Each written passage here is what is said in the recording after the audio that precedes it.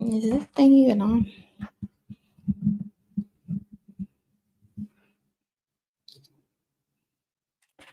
All right, cousin. So I wanted to try something new today. Um, where instead of me doing my reactions pre-recorded, I said, well, let's try to do them live. And then if anything, I can just chop them up um when I need them, right? I need to know if my volume is working though.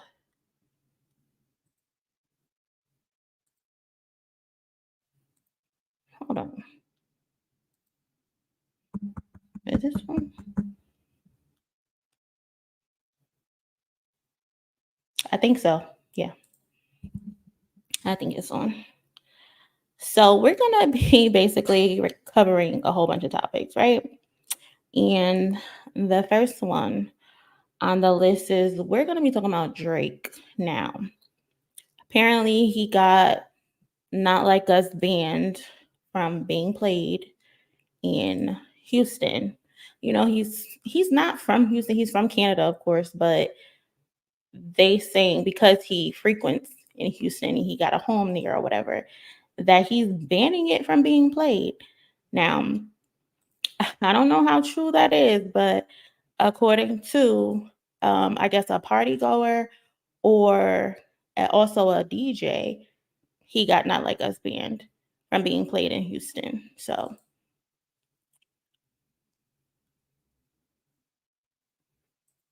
let's see. So this is the original tweet that went up saying Drake got Not Like Us banned.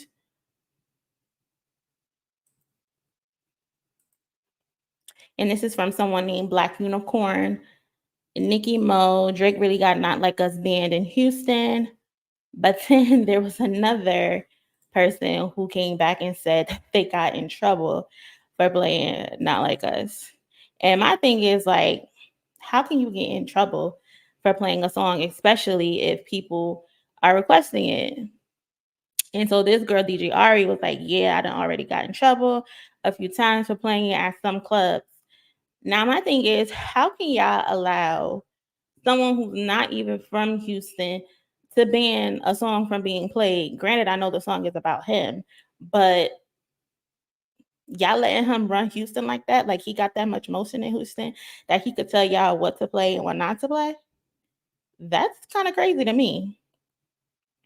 But then, of course, you know, people hooping and hollering, like, oh no, he didn't get it banned. He got it banned. Some people were like, it's only banned at certain places that he frequents or that he has some type of connection to or whatever. And it's like, don't play that there. Hey, J Money, what's going on? And it's like, but still, if he's not there, I'm gonna play the hottest song in the country. Like, I'm sorry, it's about you and it's calling you a pedophile and all of that, but we're gonna play that because that's what the people are there to hear. They want to hear that song. And you're not even from Houston. So how do you have this control over what people can and can't play in and outside of Houston? So of course it hit the blogs. Everyone had their 2 cents to say. Everybody had their opinion. And then I guess the girl, the DJ, who said, yeah, she got in trouble for playing the song in Houston, came back and was like, she didn't get in trouble in that it wasn't Drake or Jay Prince who told her she couldn't play the song. It was actually a producer. So she reposted the neighborhood talk and said the headlines can be misleading. Drake nor Jay Prince never told me not to play the song. Promoters and people that respect those guys told me not to, and it was understood. That's all. That's all. Now, my thing is, you should not have added on to the original tweet that said "Not Like Us" was banned in Houston because this girl, Black Unicorn Nicki Mo, said Drake specifically said "Not Like Us" can be played. So, what is the truth? About to do some. What you in school for? So it's like What's the truth? Did they get back to you and say, hey, don't say that because it's making them look bad? Or is that the truth? And if it's the truth, then let it be the truth. I can understand him not wanting it to be played because it's calling him a pedophile and all types of stuff. That wouldn't look good. Hey Jinlin, what's going on, girl? But yeah, so apparently Not Like Us was banned, but then again, it wasn't banned. It's the producers and the promoters saying, hey, don't play this song at specific areas that Drake is known to frequent. But when you look it up in Houston on the Apple Music, apparently they playing it regularly. So I don't know, Drake. You're just gonna have to deal with it. You're just gonna have to deal with it because it's the hot song. Everybody want to play it. Everybody want to listen to it. Like, why wouldn't they want to hear it? And plus, you're not from Houston. You don't get to control what's played and what's not played. Computer tech. Okay, J Money. And then, so what we got next? So next we got Kendrick Lamar. Now this guy, Drake asked for this though and crying about it now. Jen, that's the same thing I said. It's like you called this guy out. He was all on social media saying, "Oh, tell that boy to drop this, all of that, drop that." You was in the comments, in the Instagram comments saying, "Oh, use me as a they have nothing to drop button," telling people to like your comment because Kendrick or his team, they had nothing to drop. They had nothing going on. And then you had Chubbs, your right hand man, was like, "Oh, that little boy not dropping. He know better not to do anything. He know better not to say anything." And it's like, you guys asked for this. And you had academics, the lapdog, doing countdowns. Oh, where's Kendrick at? Why is he ducking? Why is he hiding? And it's like, now that he gave you exactly what you want, like Jen said, he gave y'all what y'all wanted. And now y'all don't want the song to be played no more. Allegedly, y'all don't want the song to be played no more. This is what you asked for. You got on Taylor Made and you said, mention me being a pedo. Say that you need a banging West Coast hit. And he gave you everything you asked for. Now it's like a problem. You want to send cease and desist letters and shit like that. Like, how does that work?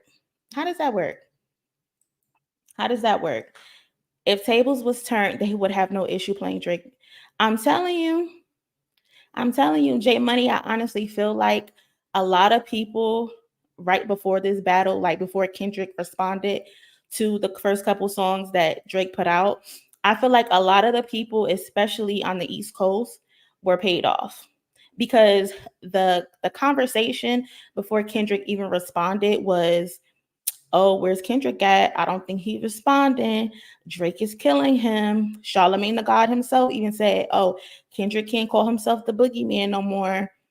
He's ducking Drake." Everybody was pumping up Drake. Everybody was cheering for Drake.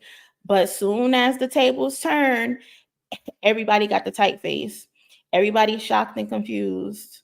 And it's like, I don't think y'all understand who Drake was messing with. Like, y'all say y'all know who Kendrick Lamar is, but I don't really think y'all know who y'all messing with.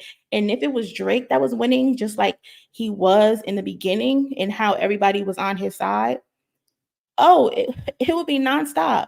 We seen what he did to Meek Mill. We seen what he did to Meek Mill. It was back to back all summer. Is that a world tour? Is that your girls tour all summer? All summer it was. You had the billboards, you had the memes, the Twitter screenshots. When you did your concert, Drake, you was loving it. You was feeling redeemed. You was feeling vindicated because this guy exposed you for having ghostwriters, and you went in the booth and you wrote a fire song. Some people say you didn't even write that one either, but that's another story. But you vindicated yourself and you was happy. If you were in this position today, especially to say that you got a W on Kendrick Lamar, Oh, you will be beating your chest, Drake. You will be beating your chest. But now, little old Kendrick Lamar, because he wasn't supposed to beat Drake, everybody don't want to talk about it. Don't nobody want to talk about it. Don't nobody want to talk about it. Said Kendrick was on the clock. Yes, Zion. He was on the clock. DJ Academics. Oh, 7 days. Kendrick hasn't posted. 7 days this, 7 days that. Where's Kendrick? He's in that. They say he was in the basement or something like that, right? He was in the basement. He said that he had a pencil slapping it across his head because he couldn't come up with nothing. They was talking cash shit. Cash shit. Drake was only winning because Zion, exactly. Drake was only winning because Kendrick hadn't said anything. Kendrick dropped like that, shook everybody up. It took Drake, I think, 20 days, 22 days to respond to like that. He responded with 2 songs. First of all, you leaked one of them. You didn't even put it out because you didn't have confidence in it, Drake. You didn't have no confidence in it. So you leaked it. Then you did the AI stuff that got taken down because Tupac's estate does not play with anybody. And no matter who you are, if you don't get the permission from them, they're not playing with you. So it took you 22 days to respond to Kendrick and like that. And then y'all over there doing countdowns for Kendrick. Mind you, it only took Kendrick 17 days to respond. So he even responded in a shorter time span than you, Drake. But y'all doing countdowns. Y'all put him on the clock, but you took longer. Ain't that crazy? I'm from Texas. I'm disappointed in Houston how they're allowing a foreigner to come and run the city. What I thought was the people who are the face of Houston was Beyonce, maybe even Megan. But y'all letting Drake come run Houston? Be for real. Be so serious. Y'all letting Drake run Houston. And then the people can't even go to certain clubs because allegedly you don't want Not Like Us played. You don't want no Kendrick played. That ain't fair. That is not fair. And that's not right. You're being a sore loser, Drake. You really are. You're being a sore loser. Like Jay said, if the shoe was on the other foot, you want your music played everywhere. Nobody will be talking about, oh, they tired of this. They tired of hearing Not Like Us. Everybody play it too much. Blah, blah, blah. No. Y'all will be running it into the ground every chance you get.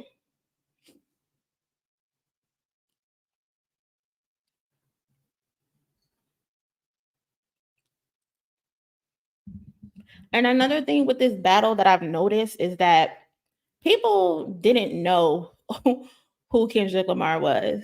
Like people knew, but they don't realize the accolades that this guy has. Like a lot of people have this idea that, oh, Kendrick is just this random SoundCloud rapper. That's how some people talk. Like Kendrick is this random SoundCloud rapper who just came out of nowhere and attacked Drake. No, that's not the case. Kendrick was being mentioned as a part of the big three for a reason. To me, he's always been out of the three. He's always been the best one. I would portray the face of Houston before Dre. Rightfully so, because that's where he's from. That's what he's known for. But y'all letting a foreigner come and tell y'all what to do and what not to do. But like I was saying, like people who are talking about, oh, Kendrick needs this. He's gonna have to play Not Like Us for the rest of his career. And it's like, so what? So what if he has to play Not Like Us for the rest of his career? It's a hit song. Why wouldn't he play it? They're like, oh, Jay-Z doesn't have to play Takeover. Nas doesn't have to play Ether anymore. And it's like, yeah, of course they don't have to because they were made for that moment. Those songs were not global hits like Not Like Us is. Not Like Us at this point has transcended rap beef. Granted, the lyrics say what they say in the lyrics, but Not Like Us has transcended rap beef. It's being played everywhere. It's being played at sporting events, at the freaking baseball stadiums. They had the song transitioning from the NBA playoffs to the commercials. You have little kids in Africa singing the song and playing instruments. You have the bands playing the instrument. Like Not Like Us has transcended Ether and Takeover.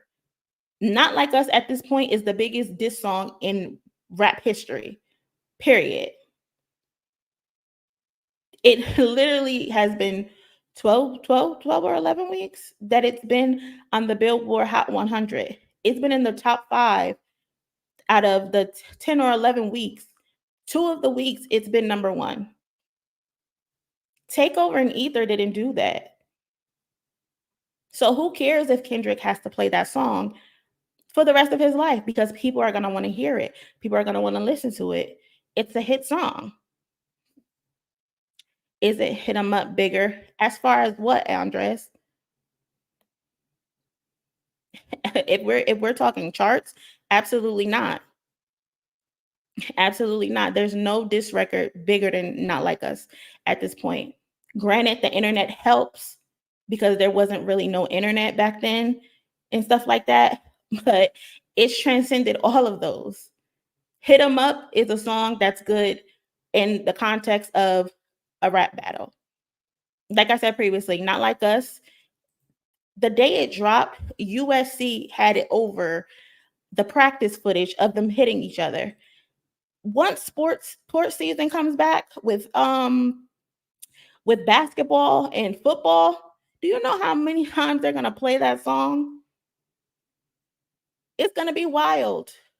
It got 7 million views on YouTube though. That's YouTube.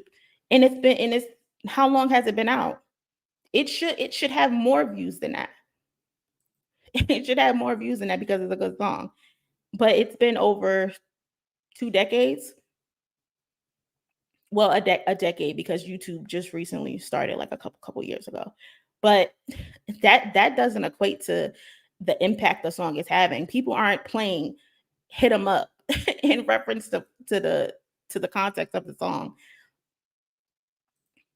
But how long has "Hit 'Em Up" been on YouTube? Exactly my point.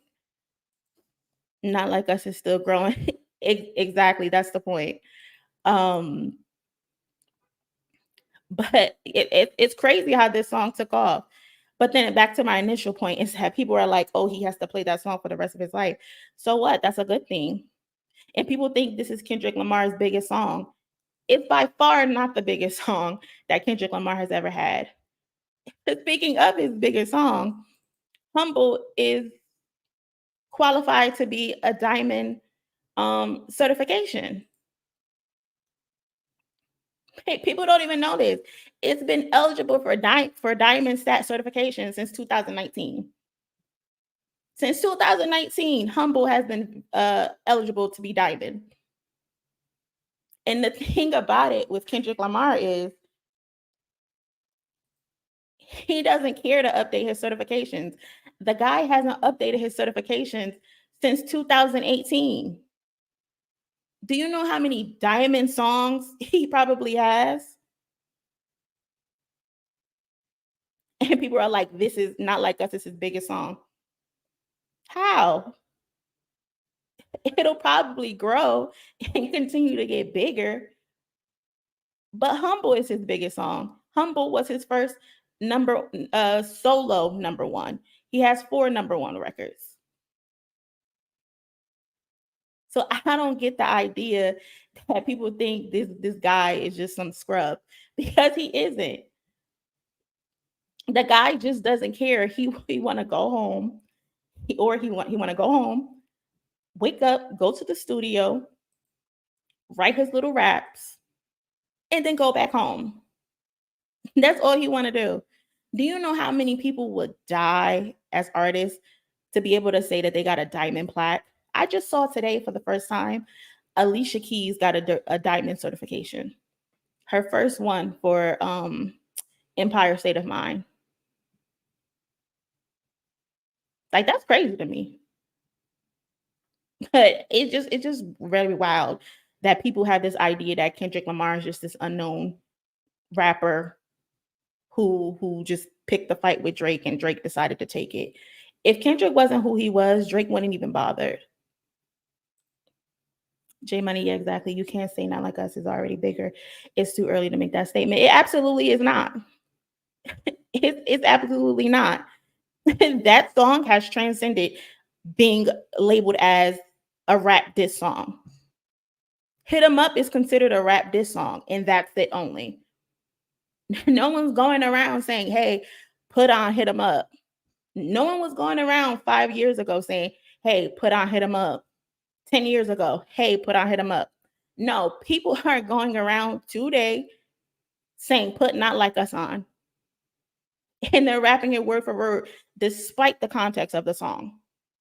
They're playing the song when they in the United States when they win a game for the Olympics.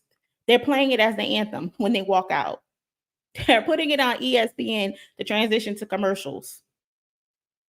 They weren't doing that for Hit 'em Up.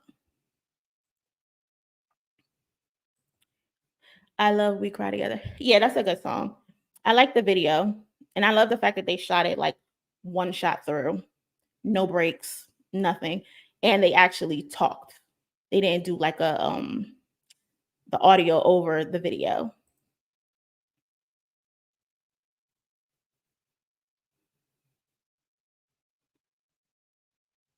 But yeah, I just need people to stop playing on Kendrick Lamar's top like he's this random artist and that he's never accomplished anything. The guy just got off the highest grossing rap tour in hip hop history as a solo act in December, right before all of this kicked off. You can't say that, oh, he did this for attention. He doesn't need the attention. He doesn't like the attention. He clearly doesn't like the attention because if he did like the attention, he would update his certifications. And he hasn't updated his certification since 2018. I'm pretty sure Kendrick Lamar is sitting on at least 3 or 4 diamond songs. I'm 100% sure of it. I've yet to see a Drake fan get on stage and recite a song word for word. Zion, that's what I said. When I get on TikTok late at night, when I'm bored and about to take it down, and I get in a bed, you start rubbing your feet together and you're scrolling through your phone and you see random videos. I don't see people playing Family Matters, but according to people on Twitter, that's the most popular song out of the whole beef. And what rock am I living under? It's not in the Billboard Hot 100. Granted, numbers and charts and stuff, it don't really matter. But when it comes to Drake and his stands, you have to bring up numbers because that's the one thing that they do in an argument or a debate about anything is they bring up the numbers. They want to talk numbers. That's all they want to talk. He told Kendrick, please don't bring up the numbers because I'm out of here. Kendrick Lamar went on to break every single record this man has ever held. From Not Like Us. That's how big the song is. That's how huge the song is. He's broken every single streaming number that could be. They love bringing up numbers and stuff, but let's talk about the Not Like Us numbers. And they don't sing the song. I don't see people doing videos on it. Why nobody pushing Family Matters and push-ups and Tailor Made? I thought they were good songs. Not even the fans are. You look at the reaction videos, you can see the difference in how people are taking in the songs that Drake put out and the songs that Kendrick put out. With Kendrick, everybody is on like the edge of their seats. They can't literally, he was dropping songs so fast. The reactors for the music were like, bro, I should just stay in the freaking studio because you never know when Kendrick is dropping. You never knew. Majority of the ones claiming he don't make hits are the ones that's mad that Drake lost. They also the reason why Drake being so pretty. Exactly. Because they take any and everything from him. They just go with whatever he say. For the last, what, 4 years or so, 4, 5, shit, hell, even 6 years maybe, Drake has just given them anything. Like he hasn't progressed and he hasn't grown. They just accept whatever it is they get that he gives, and he doesn't get any better. And without playing social games too. Exactly. No social games. No social games. The only thing Kendrick did with social media is one, post the links to the songs, and then he went to Instagram once. And he only went to Instagram for 616 in LA because Drake was on social media going off, talking at the mouth. So Kendrick's like, okay, I just meet you where you are. You want to be over there and chilling on Instagram? Okay, I'm gonna post this song on Instagram. Enjoy it. Was it 616 in LA? Yeah, I think it was 616 in LA. Because that's the one that's not on streaming platforms.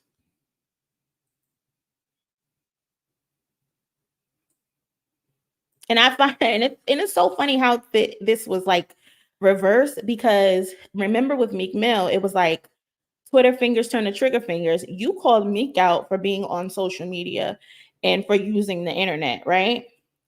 And now you're doing the exact thing, Drake. It's literally reversed. It literally flipped. It's crazy how that worked. It literally flipped.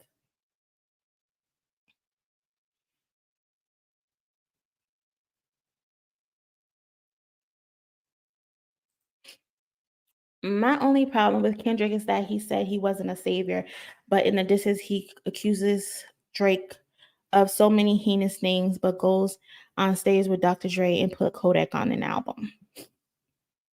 Saya, is that how you say your name?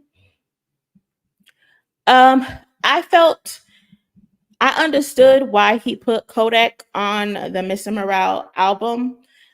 Uh, I didn't agree with it, and I also didn't agree with him bringing Dr. Dre on stage. And this is no excuse, but this is just my logic with Mr. Morale. The album was about a person admitting his fault, right?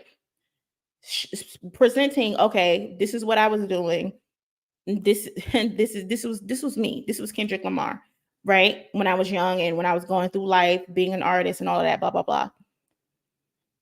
Now I'm showing you how this destroyed my relationship, how this destroyed me as a person, and how I'm deciding to better myself. And then he brings Kodak Black in as the same type of person. Me and Kodak are kind of similar because we've gone through the same traumas. We've gone through the same pain. Unfortunately, we had to deal with the same type of issues.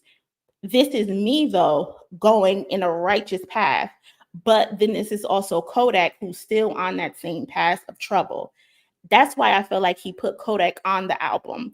Again, I would have rather him not be on the album, but that was the album for Kendrick Lamar to make. He wasn't on that album saying like, "Oh, I'm perfect." No, I have flaws. No, I be around some niggas that are trash. I was trash. That's why I feel like he chose to put Kodak Black on that album. I can't I can't fault someone for telling their truths. And that's what Kendrick Lamar was doing in that album. So I get what you're saying, Saya, is that he said he wasn't a saver, but in the disses he accused Drake of so many heinous things. My only thing is that I can say is Kendrick can do those things. He can point out Drake's flaws because he did the work himself. He knows that he had to break himself down to get to the place that he wants to be today. So he's like, yeah, I was a fucked up person just like you, Drake. I wasn't a fucked up in the same way you was. Like your fucked up is way worse than mine. but I can admit my fault. And that's why he said the last line in Meet the Grams, you lied on the only person that could help you. He was talking about himself. He's like, Drake, I could have helped you. I could have helped you fix the things that you were going through.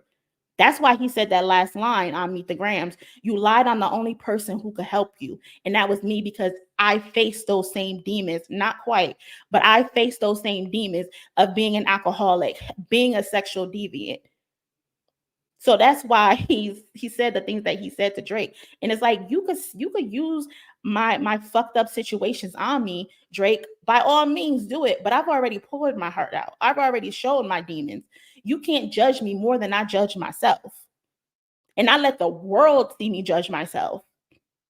So that's why I'm kind of like, okay, I get the Kodak thing. Again, I would rather him not. And then when it came to Dr. Dre, I could have dealt without it. But then again, I get it. That's his mentor. That's the person who gave him the shot. Dr. Dre was a shitty person. I believe he's apologized to his victims or whatever, but I don't know, because I don't really pay attention to Dr. Dre like that. But from what I remember, he did apologize for his wrongs. But again, that was his mentor, and that was a big moment for the West Coast. Could he have not gone on stage without him? Absolutely, he could have. But again, I get why he was up there, because that is his mentor. That's the person who gave him his shot. I also understand why he had him on the album and didn't mind it so much, but he was a little too preachy about predators. We had multiple concerned predator dancing with him for me. You're not wrong for feeling like that, Saya. I can't tell you you're wrong for feeling like that. Um, you're not wrong for feeling that way. I can't argue it. You're 100% right for feeling like that. Me personally, I would have rather him not be on stage with Dr. Dre, but I get it. That's his mentor. I don't think Dr. Dre has sexual assault allegations. I think he got domestic allegations. But I agree. I would have preferred him not have Dr. Dre up there, but I got it. I get it. It's especially with Kendrick just performing at the Super Bowl with Dr. Dre in 2022. That's his prodigy. He's gonna forgive Dr. Dre for his transgressions.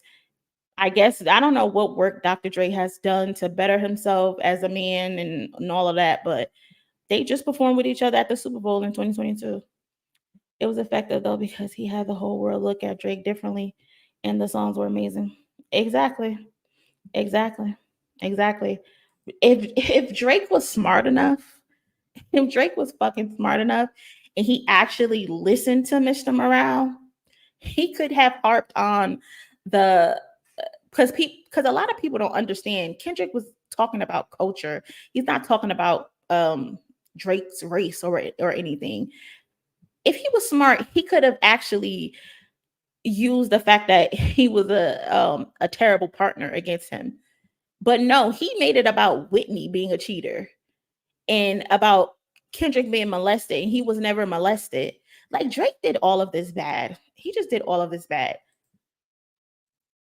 Saya, Drake accused Kendrick of supporting R. Kelly, but tried doing a Aaliyah album without Aaliyah family permission. Then when they said no, he funded R. Kelly and got her tatted on him. Yeah, but and then again, the Kendrick supporting R. Kelly thing was debunked because it had nothing to do with Kendrick supporting R. Kelly.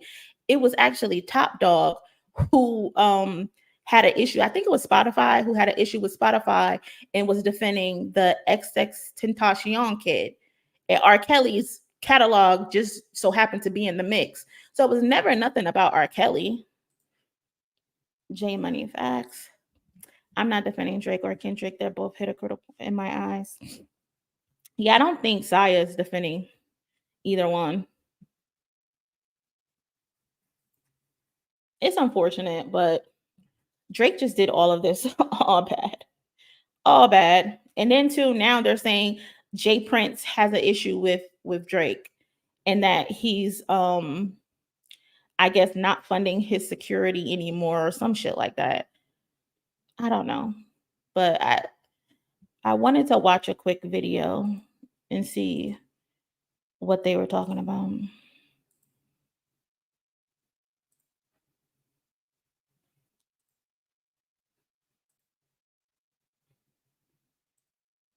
You know, that was a testament of the respect that he had for me because he wasn't trying to hit it. Yeah, he wanted to drop. He's an artist. Yeah, I mean, you know how that is. Hit you, you want to.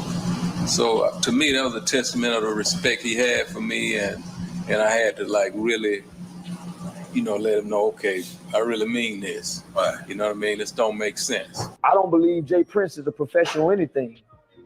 He's a CEO of a rap label, so he's a professional entertainer.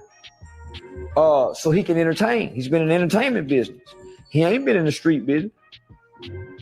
I think that's where y'all get it twisted. Y'all think the niggas in the entertainment business are real gangsters. If you know their name in the entertainment world, there's no way they know gangster. James, last question. Do you like You Not Like Us?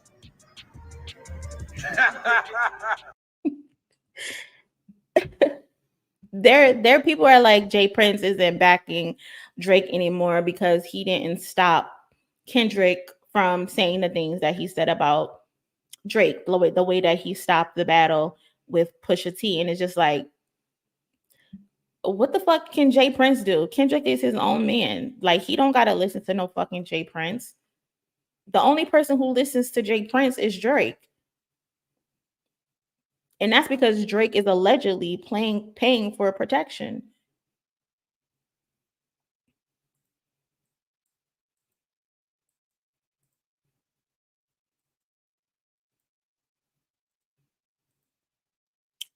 Did you see it, Carson, at Drake leak? I did see it. I didn't listen to it all the way because the clip that I heard was Lil Yachty and he sounded terrible. So I couldn't deal with it. So I said I'll just wait until like the official song comes out because Drake right now is like, what, like 0 for 5 with these leaked songs? Like, they've been terrible. They've been bad. Like, I don't know what he's doing. Like, he posted after the battle was done, oh, summer vibes, right?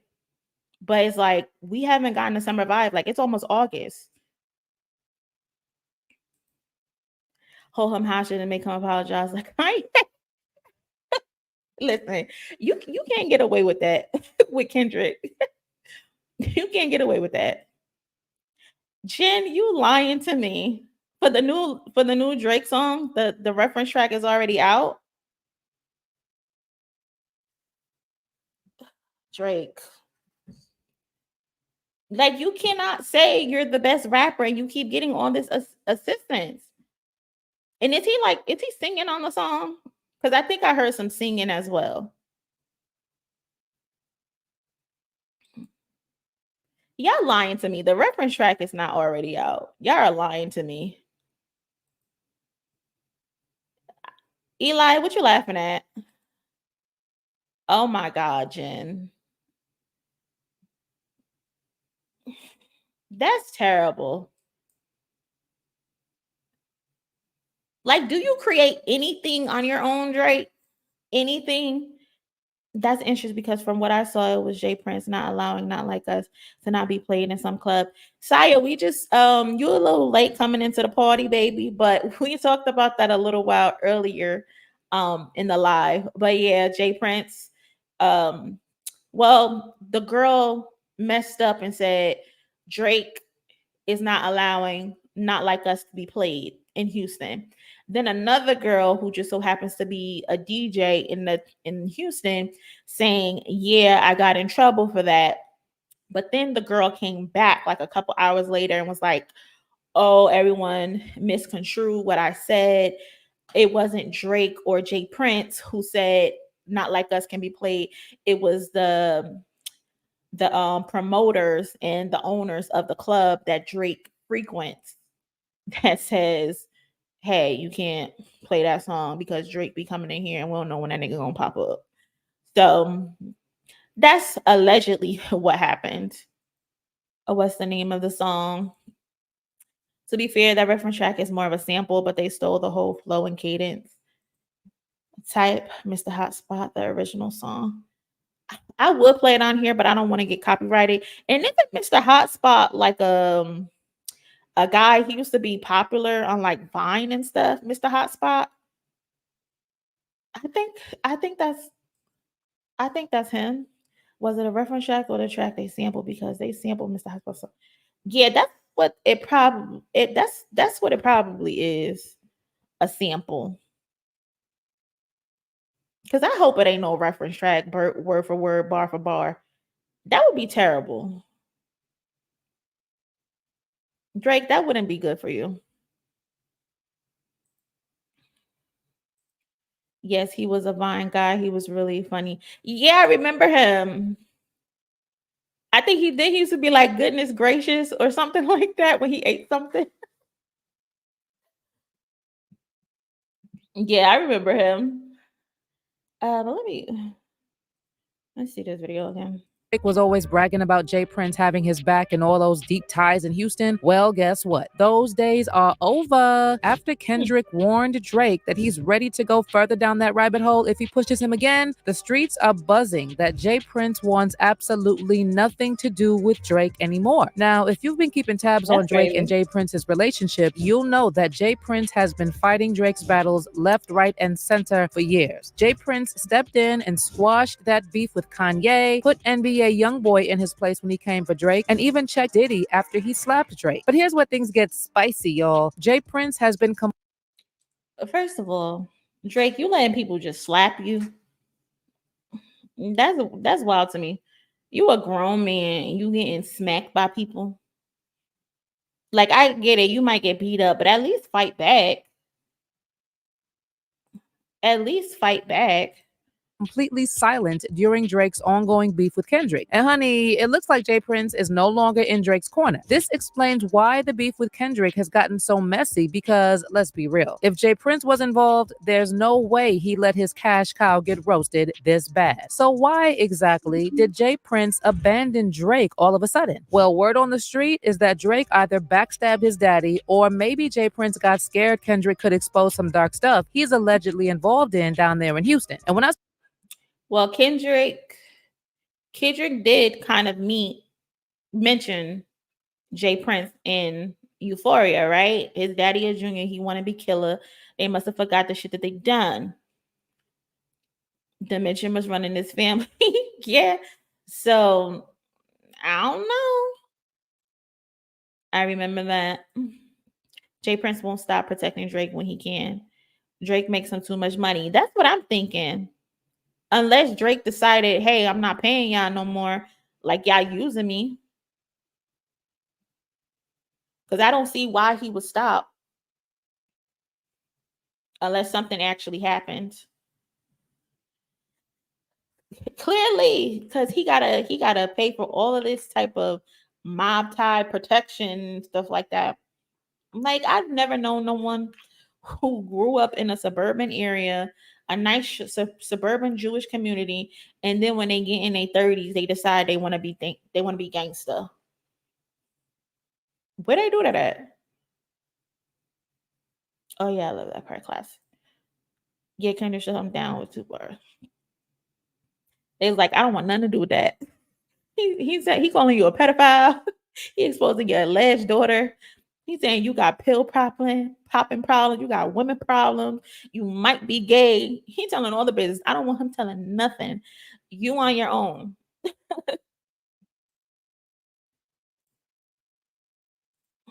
I say dark stuff, I mean, the streets of Houston are buzzing that J. Prince might be mixed up in some Diddy-level shenanigans, like smuggling women, shady dealings, the whole 9 yards. And that's not all. Apparently, Area 29 Clubs in Houston is where J. Prince's son is allegedly transferring young women for Drake and his OVO crew. Remember that ongoing line of Family Matters? Drop a 50 bag for the mob in the spot. Drop a 50 bag, 29 for the thought. On top of that, rumors have been swirling around for some time now about Prince Prince's alleged involvement in the tragic death of Migos rapper Takeoff. And there's a line on Kendrick's diss track Euphoria that some have interpreted as Kendrick warning J. Prince and Drake that he knows the real truth about Takeoff's death. Now, for my own sake, let's just say these are all rumors and speculations, and I'm just telling you what people are saying on these internet streets. So, the million-dollar question is, did J. Prince really abandon Drake? And why is J. Prince suddenly nowhere to be seen when he used to squash all of Drake's beefs? Let's break this down. And we... Okay, y'all, so they about to break it down and tell us what the fuck going on. Now, I'm going to just say all of this is allegedly. All of this is allegedly. Drake stuck being a teenage boy, but he almost 40. It's ridiculous. Not Diddy level. What Cat Williams said, Diddy like to play, you got to tell him no. Diddy like to party, you got to tell him no. You have to.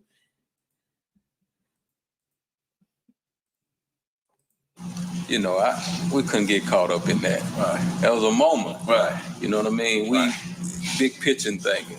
Right. So we had to keep it moving. So if you're not clued in on who J. Prince is and what his deal with Drake is. Wait, so did he just say he couldn't get caught up in that and they had to keep it moving? Because you got caught up in the Pusha T thing. So why you want to get caught up in that? Suddenly nowhere to be seen when he used to squash all of Drake's beefs. Let's break this down. And we, you know, we couldn't get caught up in that. Right. That was a moment. Right. You know what I mean? We big pitching thinking.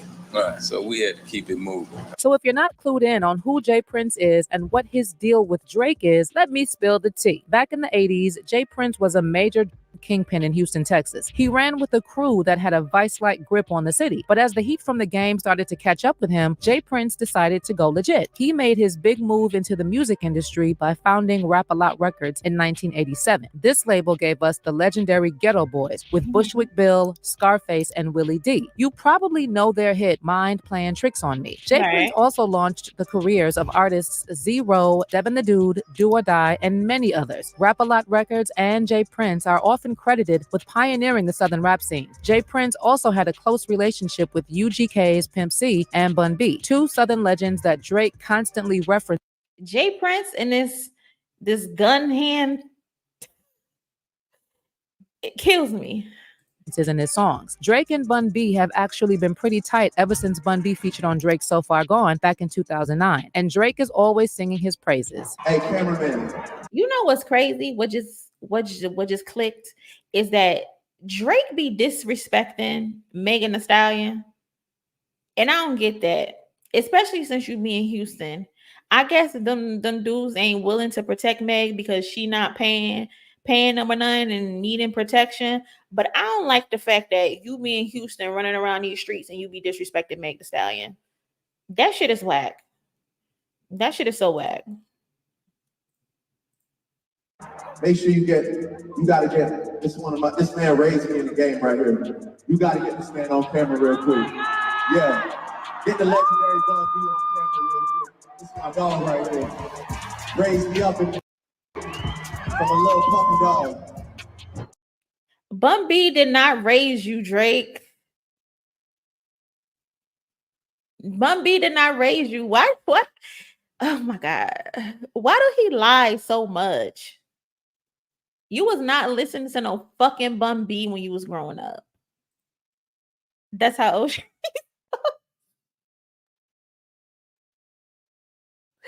is. He's a character. He's a character. Probably wanted to smash Meg. Zion, you know he did. He was a fan of Meg. If I had the picture, I would post it. But he was a big fan of Meg. And I think she dissed him, turned him down. And ever since then, he been being salty. It's a rinse, wash, and repeat cycle with Drake, especially when it comes to women. He did the same thing with Ice Spice. She popped off with That Much song. And then he slid in her DMs. I guess she didn't respond to him because then he unfollowed her. Like, he's so lame. So lame.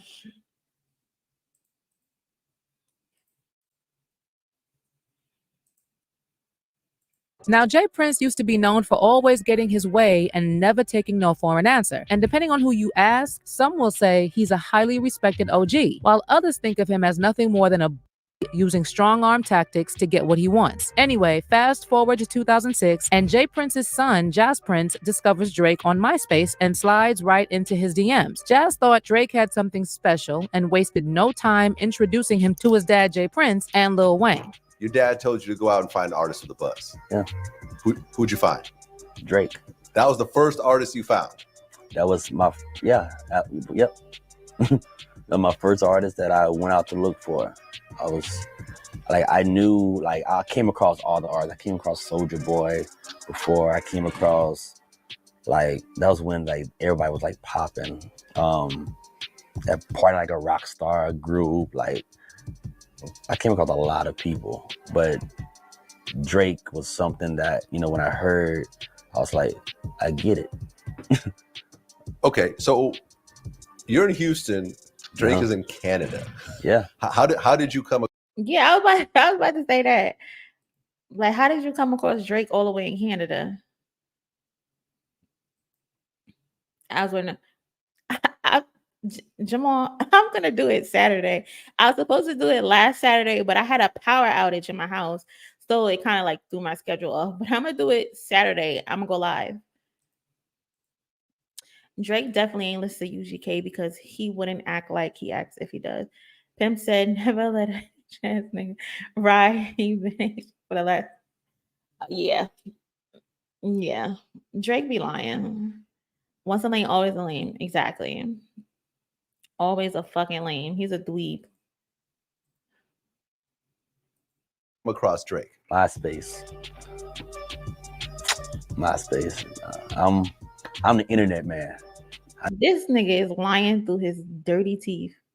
I know how to get on there and find what I like. And I came across his page and I was like, and I look like Toronto. I think that was like the first time I ever even heard of Toronto, Canada. Honestly, I was like, Toronto, where the hell is that at? Like, he's dope. I sent him. So you didn't actually find him. He was already there with a sound and chilling. A message and he responded. So okay. So you found Drake on MySpace. It was brand new. It was, I think, a comeback season mixtape, and he had a video, Replacement Girl, him and Trey Songz. That's where I was like, okay. Now, at first, neither Jay Prince nor Lil Wayne were all that impressed with Drake. But Jazz was so convinced that Drake was the next big thing that he even sent Drake some Lil Wayne beats to rap over. Eventually, Lil Wayne got on board with Drake, and the rest is history. Drake mentions this on Look What You've Done, where he raps, "Then Wayne calls up my phone. Conversation wasn't that long. Gets me a flight to Houston in the morning. Oh, it's my time. Yeah, it's on. He's thinking of signing me. I come home, we make a mixtape with 17 songs, and almost get a Grammy off that thing. They love your son, man. That boy gone." So in 2007, Jay Prince signed Drake to Aspire Music Group, a label partly owned by his son Jazz and Lil Wayne's manager Cortez Bryant. This move is why everyone says Jay Prince played a huge role in getting Drake his big break with Young Money. So basically, Jay Prince gave Drake his early cosign, which is why Drake always talks about how he's loyal to Houston. And in return, Jay Prince has been fighting Drake's battles and look at Kanye. He looked like he's scared. Like Jay Prince holding a gun to his head. What the hell? Because it doesn't sound right. Hey. Like, why does Kanye look terrified? Keeping his rap beefs from escalating into something that could affect them both. It's the reason why when Jay Prince called for a ceasefire in the Pusha T and Drake feud, Drake quickly fell in line. And Jay Prince claimed this wasn't necessarily because Drake was scared of him, but out of deep respect. So he they daddy, basically? If I'm going to war with somebody and you expose my child, and you try to hurt me, can't nobody get me off of your ass. We doing this for 30 days and 30 nights. Fuck Jay Prince. What? Seriously, look at me being held hostage. What the fuck is going on? Ended the beef between Drake and Pusha. I guess you could say that. Now jump ahead to 2021, and Jay Prince swooped in once again to rescue Drake from his feud with Kanye West. He worked his magic and got them to put their beef aside for a concert supporting Larry Hoover, the ex-gang leader who got a life sentence back. What the fuck is he? Conflict resolution? Like what? Eli, that's fucked up. That's fucked up. Back in 1997 for his role in Chicago's Gangsta Disciples. Jay Prince tweeted at the time, "I met with Kanye West in H-Town at the Rothko Chapel. It wasn't in my plans to meet him there, but I must say, I'm glad I didn't allow a worship place for God to detour our meeting." Jay Prince even popped up in that bizarre video where Kanye looked like he was being held hostage while talking about squashing his beef with Drake. Yo, this is Jay and Jay Prince. I'm making this video to address the ongoing back and forth between myself and Drake. I've never seen this video, and I'm like flabbergasted. The difference is Jay Prince can't touch Kendrick on some street shit. Exactly. Exactly. That shit that you do in Houston, whatever you do in Houston is some shit that you do in Houston. But we operate different on this side. Like Kanye, I've never seen this video. He looked like they're holding Northwest hostage in the background if they don't make the video. And that's funny as fuck because Northwest was at the Kendrick concert. Both me and Drake have taken shots at each other, and it's time to put it to rest. I'm asking Drake on December 7th to join me on stage as a special guest to share the two biggest albums of the year, live in Los Angeles, with the ultimate purpose being to free Larry Hoover. I believe this event will not only bring awareness to our cause, but prove to people everywhere how much more we can accomplish when we lay our pride to the side and come together. But even though Kanye and Drake managed to play nice for the night, their truce didn't. Did that man say beautiful? Lay our pride to the side and come together. But even though Kanye and Drake managed to play. Yeah. they threatened Kanye. He had to. Because ain't no way. What?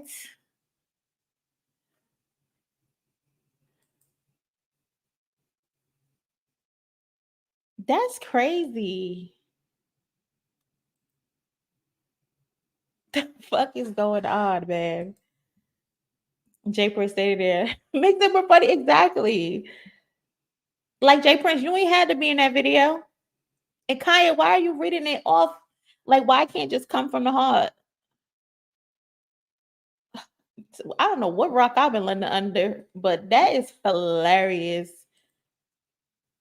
Nice for the night. Their truce didn't last long. On Circo Loco, a track from Drake and 21 Savage's 2022 joint album, Her Loss, Drake raps, linking with the ops.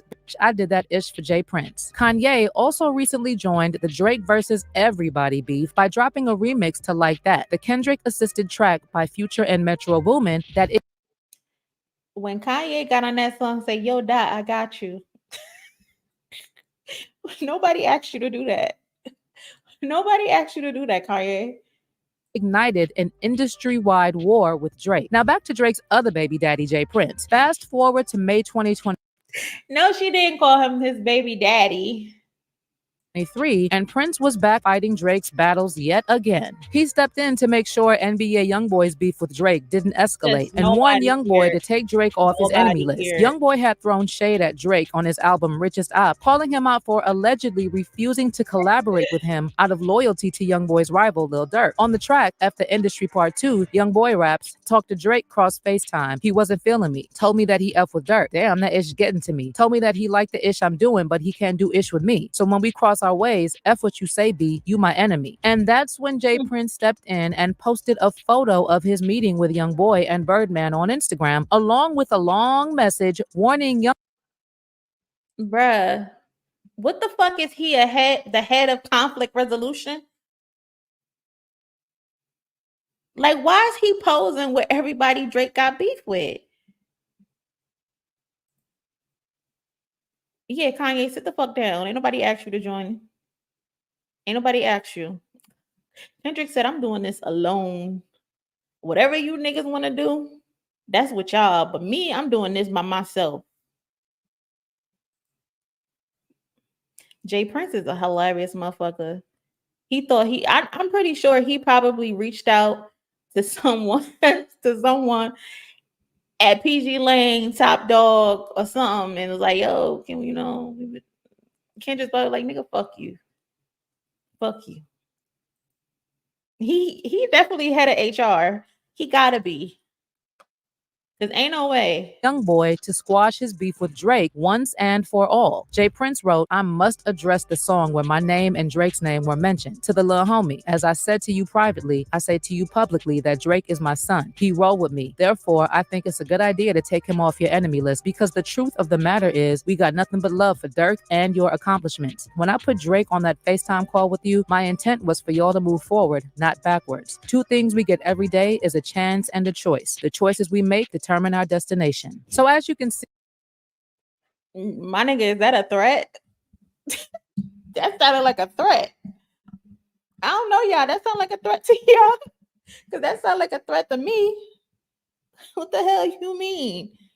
The choice is your destination or whatever the fuck he said. Nigga, what? Don't threaten me. Because your son a bitch. Oh my God. Jay Prince, baby daddy number 1, Lucius Green, baby daddy number 2. And that baby daddy number 2, keep his ass on a hamster wheel. Make that money. That's why he can't sit down. Drake, you're being extorted. You getting turned every which way but loose.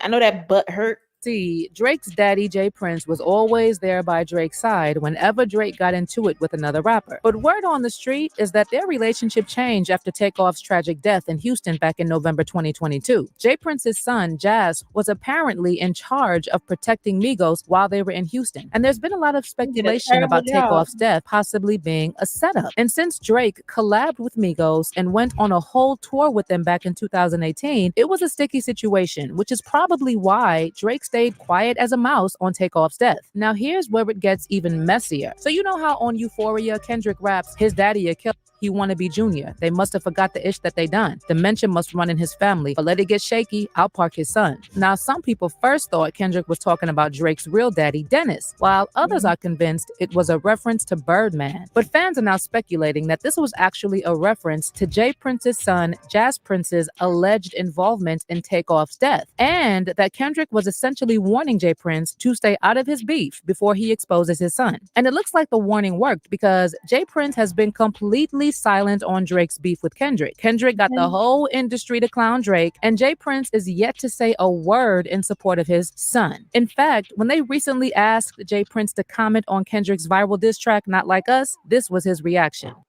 James, last question. Do you like You Not Like Us? You Not Like Us is fucking hilarious. That song is called Not Like Us.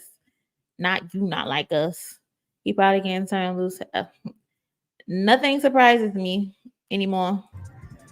Sorry, guys. Thank you. Thank you, Jay Prince. He's petty facting him that. But Jay Prince Jr. did give his opinion that no one asked for. You need to be f***ing me up, right?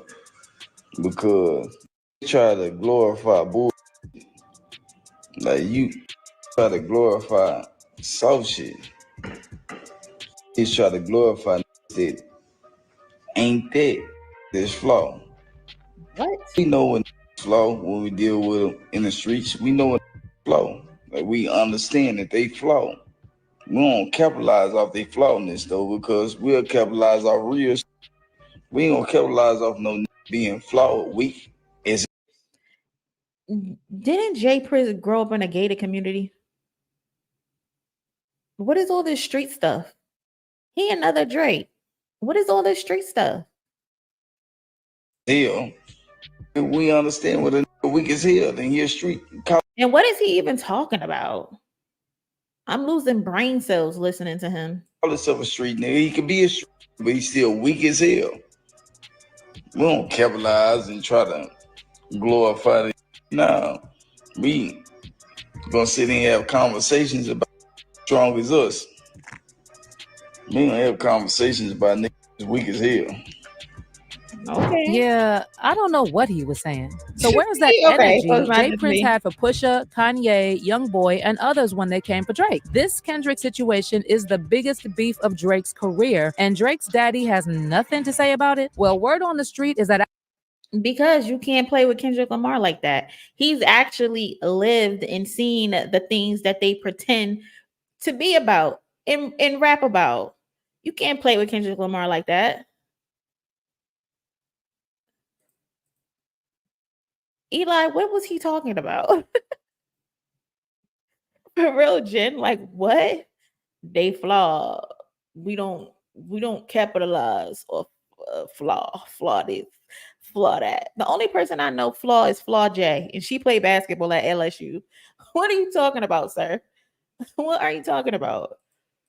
after Kendrick sent those warning shots, seemingly referencing Josh Prince and Takeoff's death, Jay Prince completely abandoned Drake. One fan said, K. Dot just told Jay Prince, don't let it get shaky, I'll park your son, just so he know what timing he was on. And another fan added, Prince knows he can't F with the West Coast. He knows he better watch his mouth because this is the wild, wild West, and we don't give a. But what's your take on this Jay Prince situation? Do you think he abandoned Drake because he's scared of what Kendrick might reveal? Drop your comments below, and don't miss out on this next video.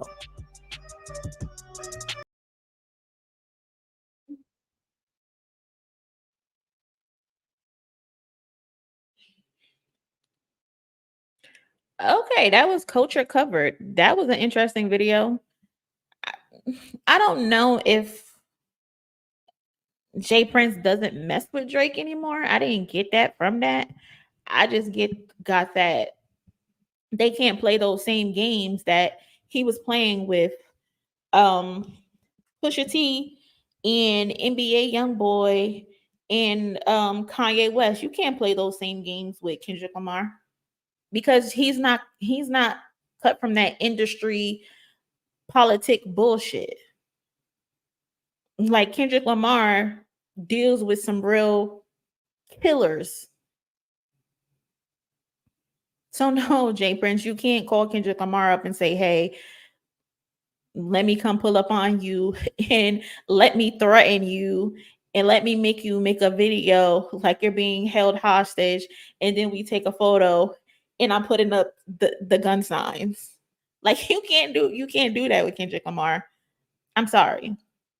You can't do that with him. Because if you want to play those games, we could play those games. I promise you don't want to go there. I promise you. These people's crazy. Keep that bullshit in Houston, Jay Prince. For real, let me threaten you. Like Kanye looked like he was fearing for his life. And we all know Kanye is crazy and talk mad reckless. He looked like he was fearing for his fucking life.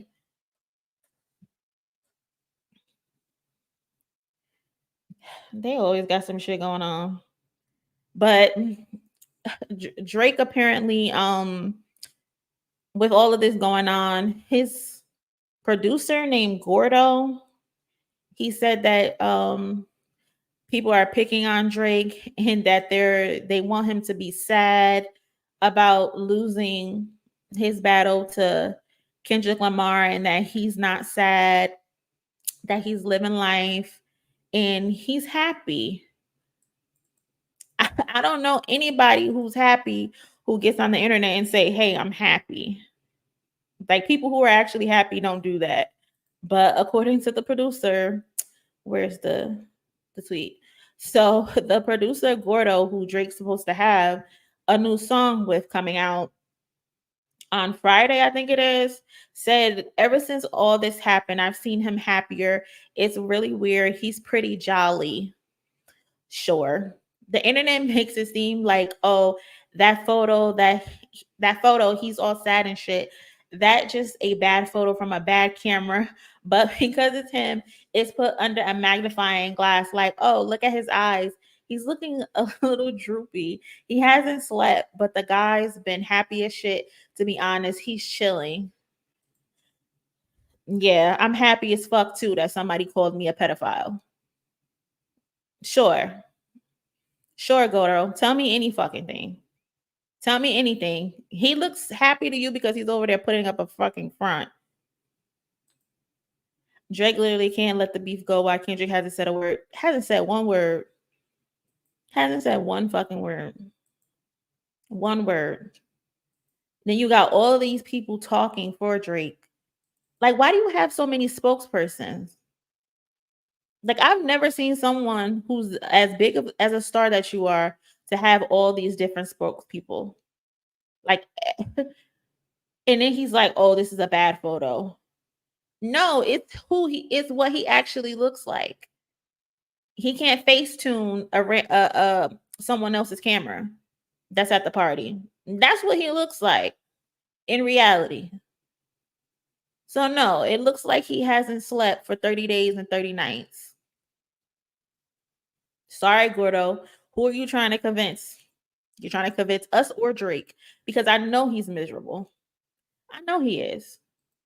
He's been overcompensating to appear like he's unbothered. You're not unbothered. You're not. You're not unbothered. And if you were unbothered, you would not need to get on the internet and say, "Hey, I'm happy and I'm enjoying my life." No. Obiho, AK, and Mal are the worst. There's something else. They having a neck off to see who can suck Drake off the most at this point. Dane Kendrick fan chat. No, this is a everybody fan chat. If you have a different opinion, Richard Ray, you're free to express it.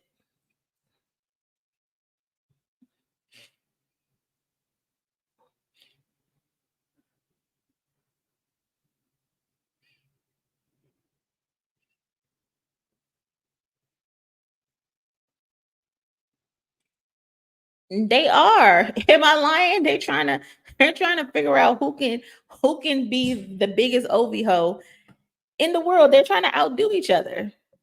Like it's ridiculous. It's so ridiculous. Ma was literally twerking to Family Matters. Twerking.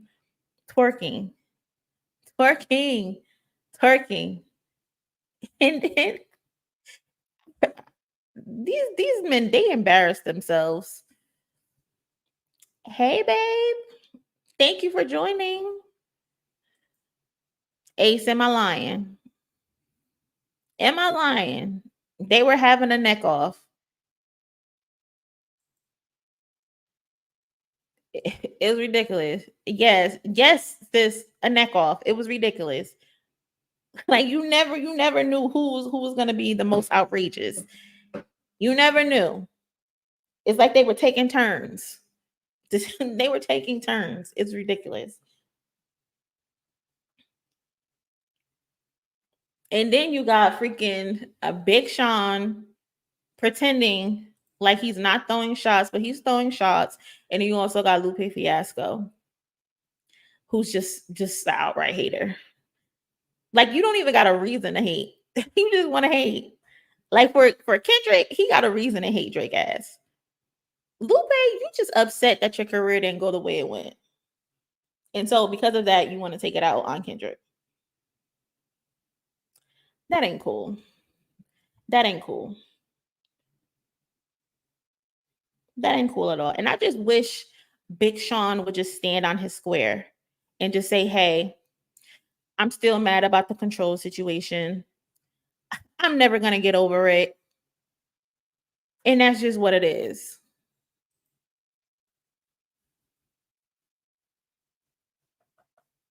You should have seen Aubrey Demick's reaction realizing Drake sang Kai Sinat his new song instead of him. That's because and I'm low-key glad it's a contradiction on Drake's part because he said that Kendrick has been begging Kai Sinat or something like that. First, Kendrick doesn't even communicate with them, so why did you even bring up Kai Sinat? Like he's contradicted himself throughout this whole freaking battle. And then you, on the other hand, are sending leak or previews to Kai Cenat. And that's what academics get. That's what he get.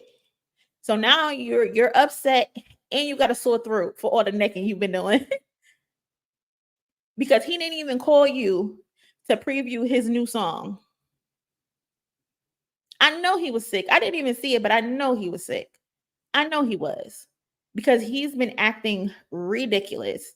Like, you're not even impartial. Like, you just all out being disrespectful. Like, you're posting nothing but propaganda against Kendrick Lamar and nothing but positivity regarding Drake. And you don't do that with a big platform that you got. You can't do that. You're supposed to remain neutral. But from day one, you was never neutral. And now look what that got you. A wet ass. Lupe is disappointing. I can't him anymore as a Lupe fan. He's literally killing his legacy. And he don't got to do that. But because of jealousy, he can't help himself. You would think he would learn his lesson regarding his situation with Kid Cudi and how that played out. But no. You just want to be messy. Like, how can you say Logic and King Los are better than Kendrick Lamar, but you're, as a professor at MIT, I think it is, you're going over Kendrick Lamar songs to your class. So what's the truth, Lupe? I didn't think Big Sean was dissing Kendrick. He should know better. He claims that he wasn't dissing him, but my thing is, knowing their history between Big Sean and Kendrick Lamar, knowing their history, and that people are going to automatically assume you're talking to Kendrick Lamar, and you mentioning a beef during the time period of the biggest beef in history, you knew people will automatically assume that you're talking about Kendrick Lamar. So it's either you wanted them to assume that, or you just didn't get a care. And I think it's both. You wanted people to assume that, and you just didn't care because you're going to get the attention from it. Being messy. Arbordemics is crazy. Yeah, he's a mess. Has anything Drake said not been contradiction? Nothing. Everything has been a contradiction. Every single thing. From getting lyrics wrong to, and then you talk about Kendrick making pop songs. You're a fucking pop star, Drake. You're a pop star. Did you forget? What's wrong with having a song with Taylor Swift? Especially when you're not compromising your sound. What's wrong with that? He's ridiculous. A wet ass. The resentment from Lupe is definitely disappointing. And I just don't get it. I just don't get it. He definitely is. Kid Cudi been through a lot. They said Diddy almost tried to blow up his car over Cassie. Yeah. Lupe crashed out on Joe Budden interview. Lupe is just disappointing. Like, you're one of the best lyricists ever. And then you get on Twitter Spaces and you're like, oh, Kendrick doesn't speak for the culture. Who gave him permission to speak for the culture? He don't sell records and stuff like that. The person that you're talking to has more sales than you. So if the person who has more sales than Kendrick is automatically superior, then that means Kendrick is automatically superior to you then, Lupe. Cardi B is automatically superior than you, Lupe. Like, what are we talking about? You don't even like Drake, but you just doing it as a dig to Kendrick Lamar. Ain't that funny? King Los is dope. Best control verse, hand down. Absolutely. He's dope. I don't know if it's the best control verse, but he's definitely dope. But he's not better than fucking Kendrick Lamar. What the fuck was Lupe thinking? Sean nor Lupe want the smoke. Kendrick would put the careers in with the quickness. I be feeling bad for Big Sean, but then I don't. I be feeling bad for him, but then I don't. And then too, I like how Joe Budden called him out. Because he be trying to play coy, like he don't know what the fuck be going on, and you know exactly what's going on. Hold on, I want to see. Hopefully they don't copyright me for playing this.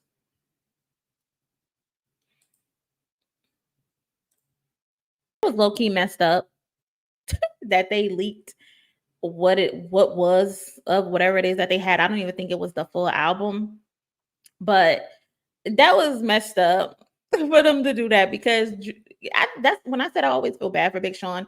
And it's because I feel like he always gets the shitty end of the stick. Like whenever he tries to do something major always fucking happen. Like you have a knack for being overshadowed. like Big Sean has a kink for being overshadowed, because everyone always steps on his shit. When he just released whatever it is that he released a couple months ago, like that dropped on the same fucking day.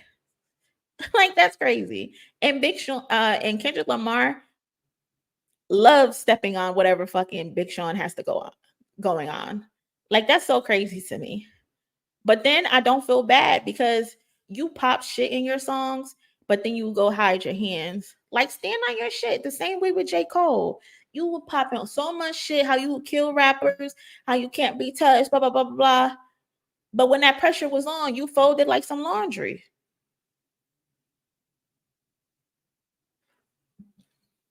These niggas gonna be about it.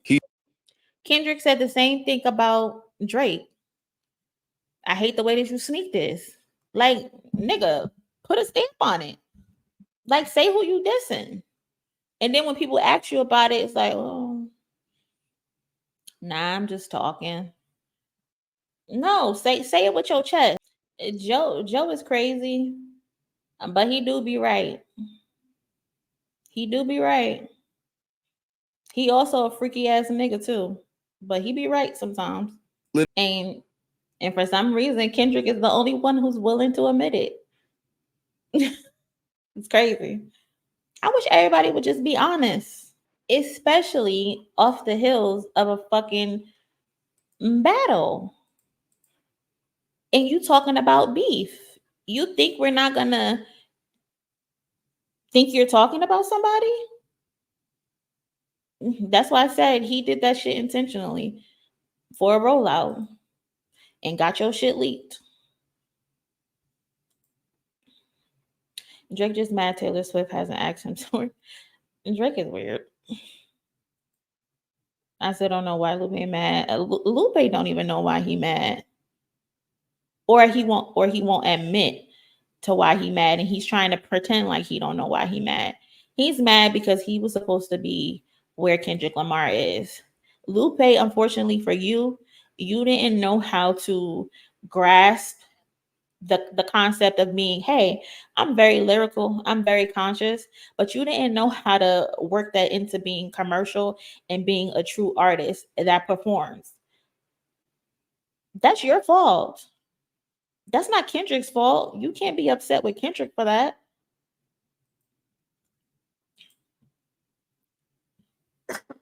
He lied about not listening to Kendrick's diss tracks just to hate on him.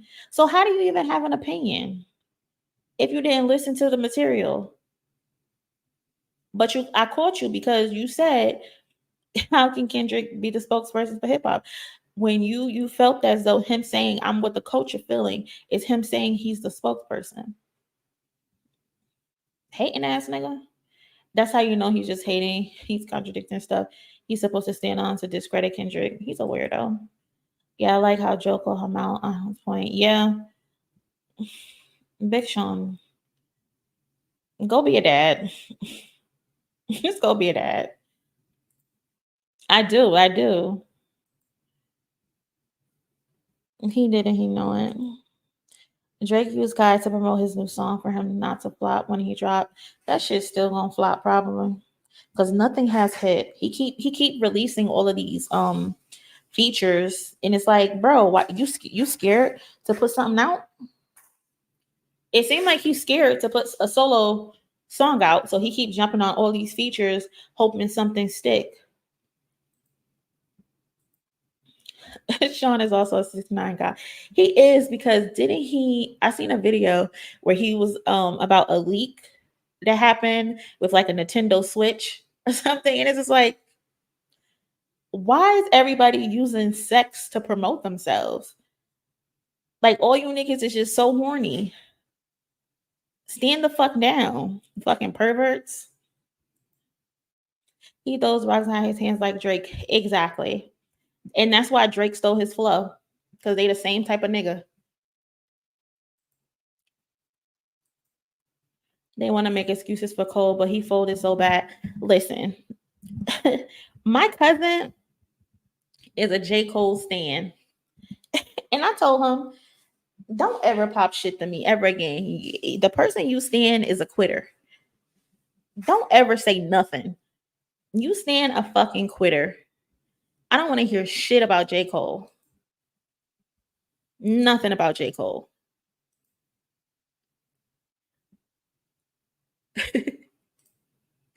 I hate when Ralph say how the hands. He told him, say my name. Say my name. That's funny. I just said that. He did. He did. Now, I think Cole and Kendrick set Drake up. Drake thought he would have Cole on his side. You think so? I don't, to be honest, I think Cole was the one who got set up by Drake. I think Drake told Cole, oh, hey, this is what we're going to do, blah, blah, blah. And this is how it's going to go. Because if you listen to his verse sounds like kind of off. And I think I saw somewhere where they say J. Cole went back and changed his verse. I don't know. But Cole, you should have minded your fucking business. You should have minded your business. That's why Schoolboy Q tapped him on his shoulder, says, my boy, stand the fuck down. You don't want to get hit in this crossfire. You don't. Drake throws rocks in his hands all the time. All the time. You never want to be straightforward. That's why in academics, like, oh, Drake is gonna be dissing Kendrick in his next song, but it's gonna be like a subliminal. Like, we championing that. Like, that's cool. Sneak disses. That ain't cool. That shit is lame. Drake was scared of Kendrick from the beginning. That's why he was trying to use the 20v1 angle. Exactly. Exactly. And my thing is, if anybody wanted to use an angle as being ganged up on in the beginning, it was Kendrick, because he would have had to go against Cole and Drake. All on his lonely. Ain't no fucking 20v1, nigga. It's a 1 verse 20. All the time. All the time. Ish is a 6ix9ine god too. Ish is a funny one. Ish hates Kendrick. I think if Ish ever seen Kendrick in person, he probably try to punch him. And I say this not even like with this battle, like previous episodes from like years ago. Ish never has anything nice to say about Kendrick. And that's crazy. They found Drake's hidden daughter. Is it that the Hispanic little girl? I saw that. I don't even know if I should say this, but I have an inkling who the other son is. I was doing some digging on my Twitter, and I found some old tweets from 2014, and I'm debating if I want to show them, but I don't know. Everybody is 6ix9ine god at this point. Lupe just wants some clout. He does. And my thing is with Lupe is like, if you have such a problem with Kendrick, get in the booth. Get in the booth. Like, fuck the Twitter spaces. Fuck all that. Just get in the booth and get it off your chest, because that's what it seemed like. It seems like you want to battle. Now, will Kendrick Lamar respond to you? Probably not, because what is he going to gain from it? He's not going to gain anything from it. battling Drake, he gained something from it. They've been going at this for a decade, and it was time to put it to bed. You know, it's just the worst. He swear he's a know-it-all. Lupe said he hasn't heard Not Like Us. Lupe is a fucking liar, man. He's a liar. He's a liar. He was lying to hate all the time. All the time. He's just a terrible liar, man.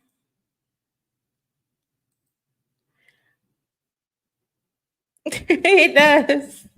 It does, because according to Childish Gambino, Drake, he's not being a dad as well. Like he doubled down on what Kendrick said. You're a terrible fucking father, Drake. Childish Gambino said you ain't seen your son in a month in his new song. What's good with that? You're not there for none of them kids. Allegedly. He's scared to drop something on. He is. He's scared because he doesn't know what the reception is gonna be. He's scared. He's tweeted in June, summer vibes, right? My nigga, it's almost August. Summer almost over. Summer is almost over. So where's the summer vibes? The last week of summer, you gonna drop something of your own? You keep doing all these features. He keep doing all those features because he got to pay Lucien his money back. He's scared as fuck. Bring back the ice bucket challenge for these rappers. They sound just alike. And people were saying that about Big Sean's freestyle, that he sounds like Drake. No, Drake sounds like Big Sean. People didn't peep that he stole his flow. Drake is just so popular. It's easy for him to steal shit from people if nobody else is paying attention. J Fold is so funny.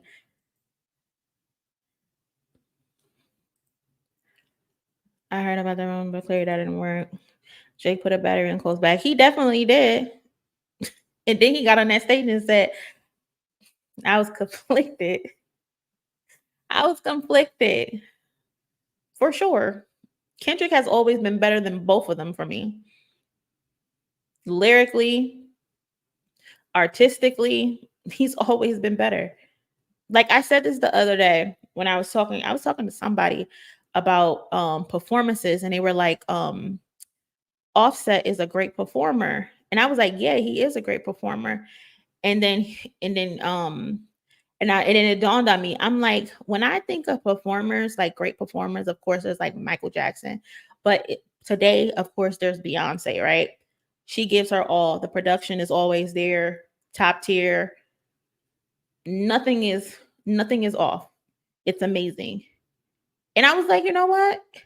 If after I watched Mr. Morale and the Big Steppers, Kendrick gives the same thing. You can tell he studies her. Because his production, his performances, like people were like, oh, he was good at the pop out. And I'm like, you guys have no idea. You guys have no idea. He gives you everything. That nigga be up there dancing. Like whole routines. I respect Cole's apology. It's unprecedented, but I respect it. I know we disagree, but that's okay. No.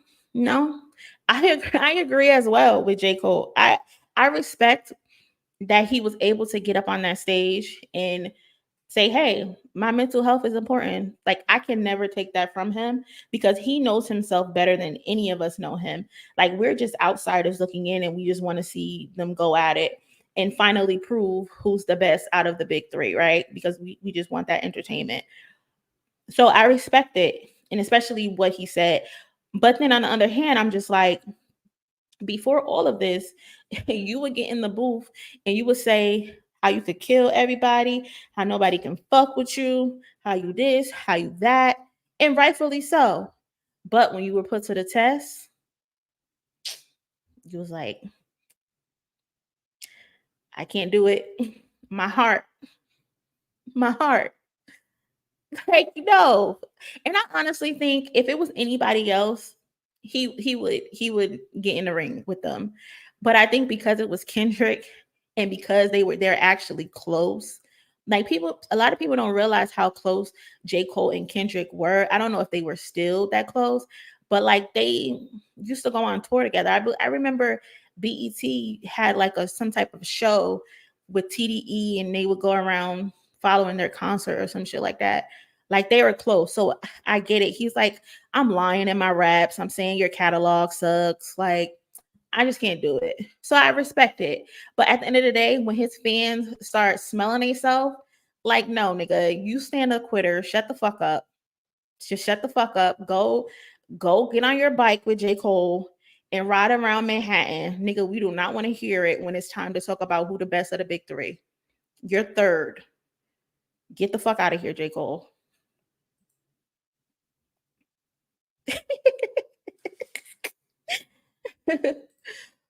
Drake is scared to go one-on-one against Kendrick. Oh God, he didn't have not one track directed at Kendrick without mentioning Ross or others.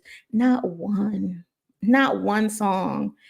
Now, the only song he did have that was directed directly at Kendrick was the Heart Part 6. And you can tell he wrote it himself. Like, you can tell he wrote that song himself.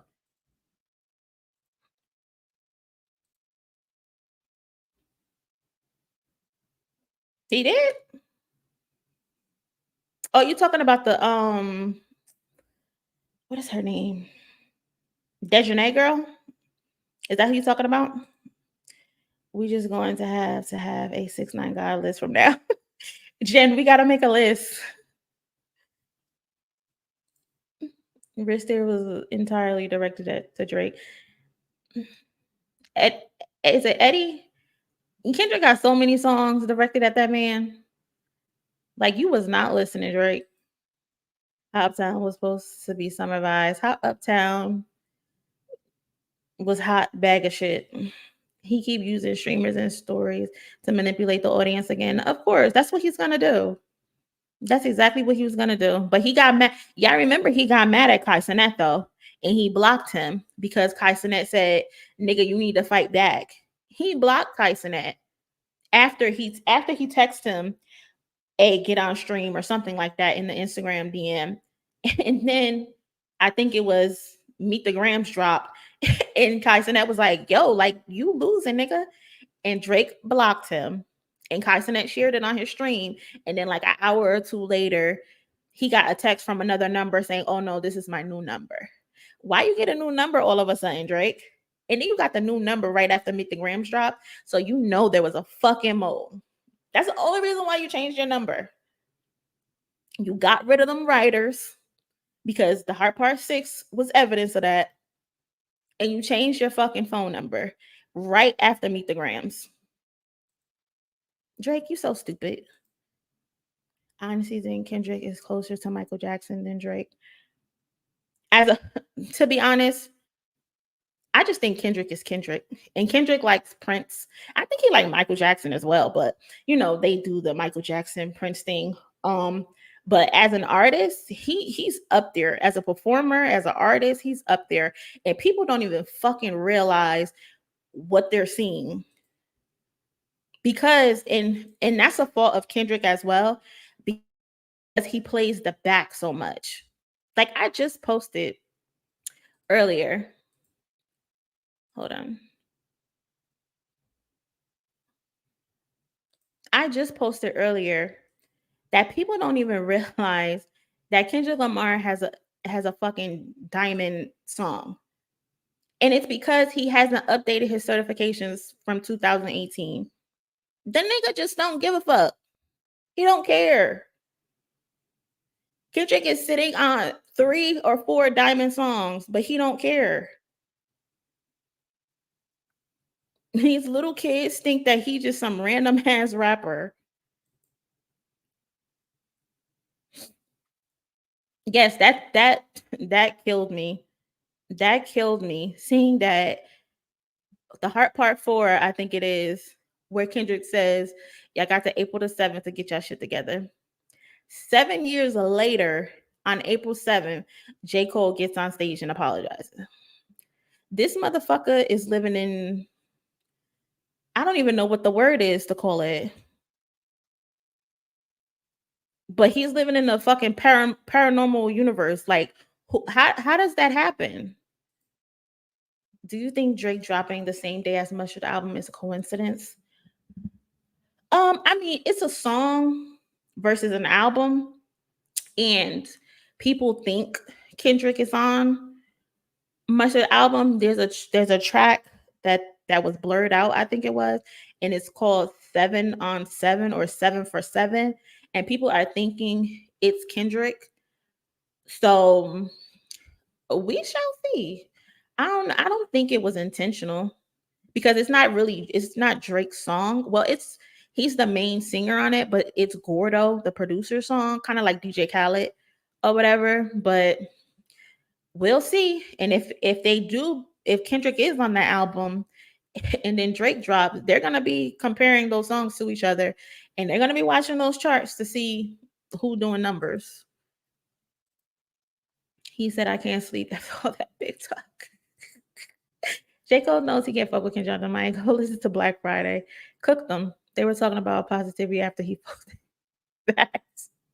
He mentioned Ross on the Hard Part 6. Oh, he did? See, I don't even remember the fucking song. All I remember is him saying, "I never looked twice at no teenager." First of all, we got you on stage kissing a 17-year-old. And then he said, "I'm way too famous for that. I would have been arrested." After that, I was done. After that, I was done. I can tell Adonis wrote the Hard Part. He didn't have nothing on Kendrick, so he had to bring up other people and then make up shit. Some old, you keep bringing up pedophilia or some shit because you was molested. Like, who says that? What if he was molested? Is that's a dig? That's a dig? Hot said was ass. He definitely wrote that. He definitely wrote that shit. He fired all of them people and said, "Get the fuck out of my house," and went in that room and tried to write his little heart out. Kendrick's both my grandparents. Definitely. You can tell he studied. Lil Yachty probably wrote that Kai song, Kai Preview. Keep hanging with these young niggas. Kendrick wrote a lot of popular songs behind the scenes. Exactly. Why I didn't know that. Shout out to Kendrick. Yeah, if he would fucking update his certifications, like, what's your problem, nigga?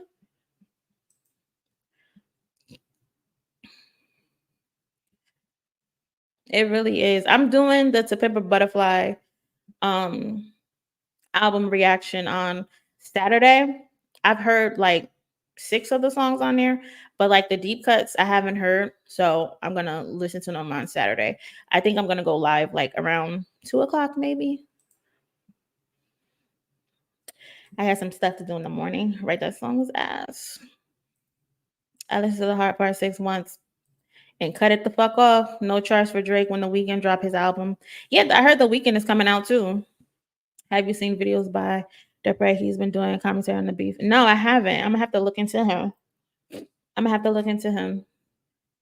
I wanted to watch this video on Kendrick and Big Sean and how their beef started. Do I want to do that? Or do I need to pivot real quick? Did y'all see the video of freaking Amber Rose and Joseline fighting? And I think Joe Budden had called Amber out as well because she was freaking, she went to the Donald Trump convention or some shit like that, and she was speaking, saying like, "Oh, he needs to be pregnant." And it's just like, Amber, what happened? Like, are you broke or something? Like, are you running out of money? You went from having slut walks and being about women empowerment to defending Donald Trump.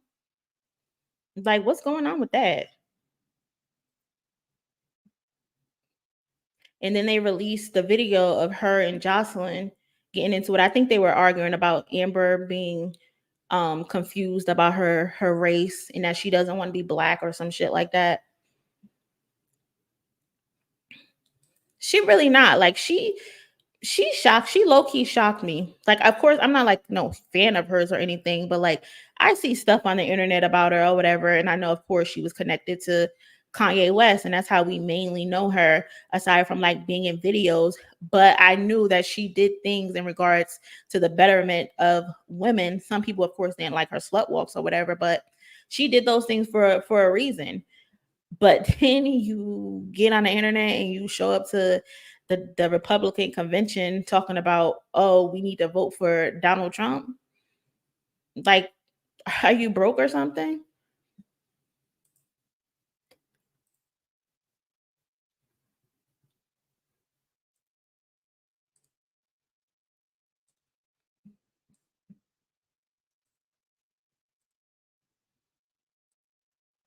So her and Joseline got to tussling, and they were on College Hill. And I guess during the class, they got into an argument. And during the argument, Joseline basically told her, I know your problem. You don't want to be black. You want to be a white girl.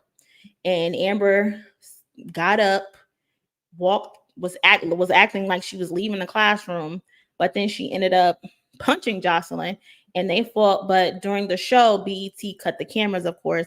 But now someone leaked the video, and I'm pretty sure it's because she showed up at that damn Republican convention. And during that time, they were saying Joseline beat her up. But this video tells another story.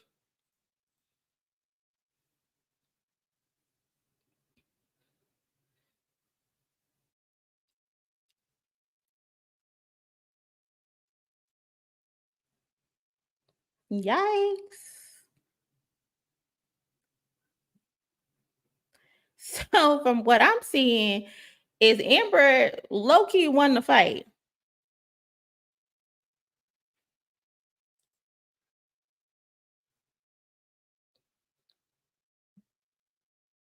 She got good hits in. She got some good hits in. And who the hell is this in the mask? That's killing me. Who is that in the mask? Like, what was it? Halloween or something? That's crazy. They had too much going on. Joseline is not a man. But Joseline sticky baby. Oh my God. You got smoke with Joseline? Who Joseline do? Sheesh. Angel, what Joseline do to you? To be honest, she says she never identified as black. Let the Italian have her. Amber Rose is so full of shit because a lot of people don't know. Amber Rose started out in the ballroom scene, the gay ballroom scene in Philly, where she used to go and she used to compete in the competitions with other black women and other black trans, gay, whatever people.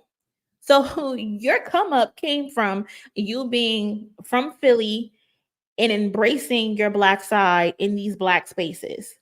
So now then you transition to being in urban hip hop music videos. You're known for your relationships to urban hip hop black men. Kanye West, Wiz Khalifa, who was your husband. Now all of a sudden you don't identify as a black woman? That's crazy to me. But then again, it's not crazy to me because people love to use black people and join black spaces to make money off. And then once they're done with it, they're like, all right, peace. That's just like that Bobby chick who has the weird sense of humor.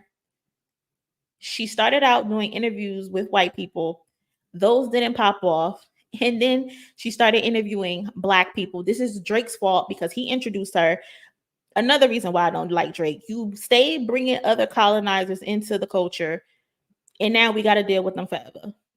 So she was doing interviews with white people. Those didn't kick off. And then so she started doing interviews with black people. Of course, those pop off.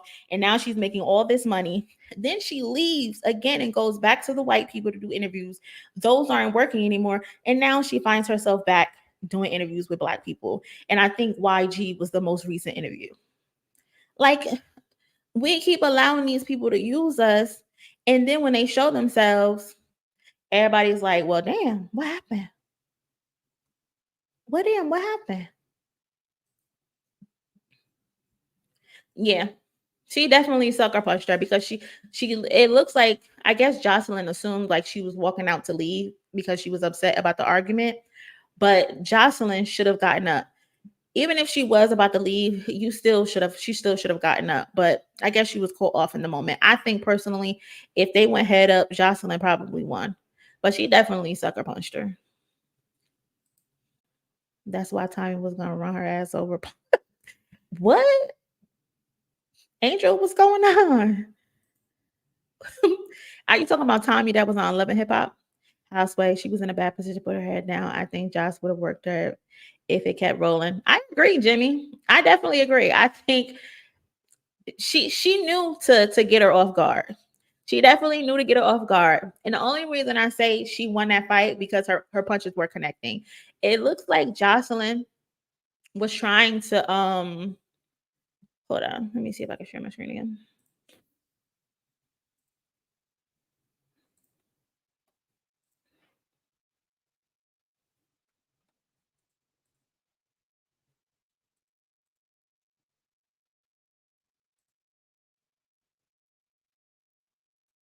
It looks like, you see how Joseline, she like grabbed her and was trying to push her back up against the wall, but Amber went in and was just punching. So the punches that she threw were connecting to Joseline's face faster. And then unfortunately, they started grabbing Joseline. So she was also at an advantage at that part. But I'm not going to deny Amber, those punches were hitting. Those punches were connecting.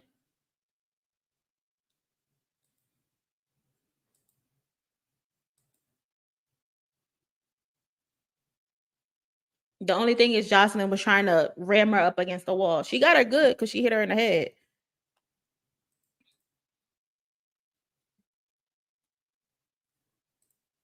She won, but she definitely sucker punched her.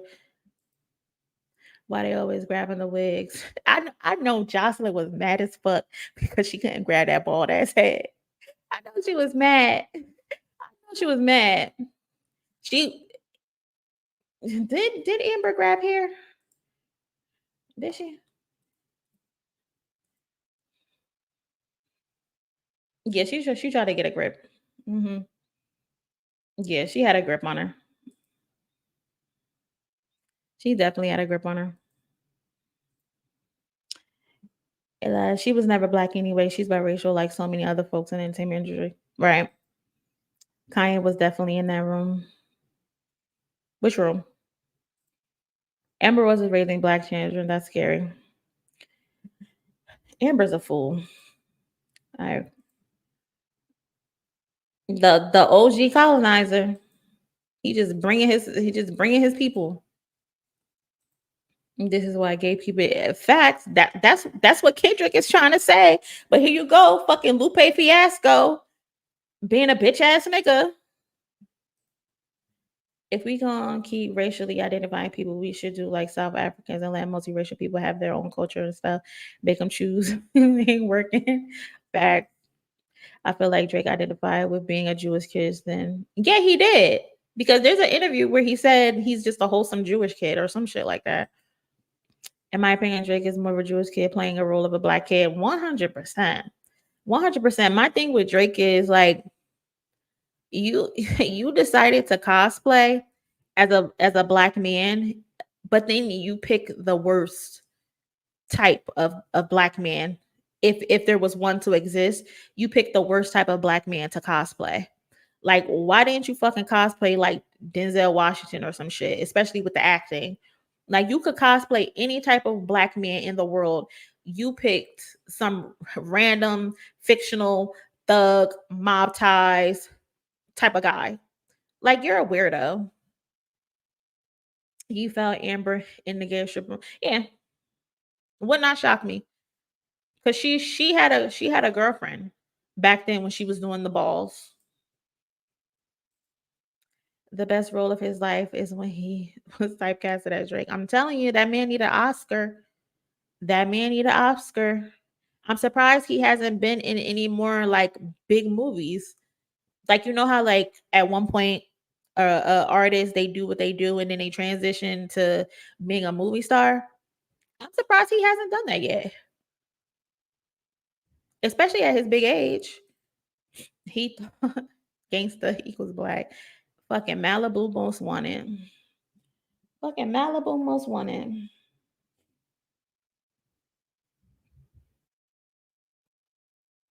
And this is weird as hell, but where the fuck is Baby Keem at? Anybody know where Baby Keem at? And since we're talking about Kendrick, like where the fuck is Baby Keem? Nobody's seen him in forever. Like I think he was at the pop out, but literally he was like a ghost. Nobody's seen him.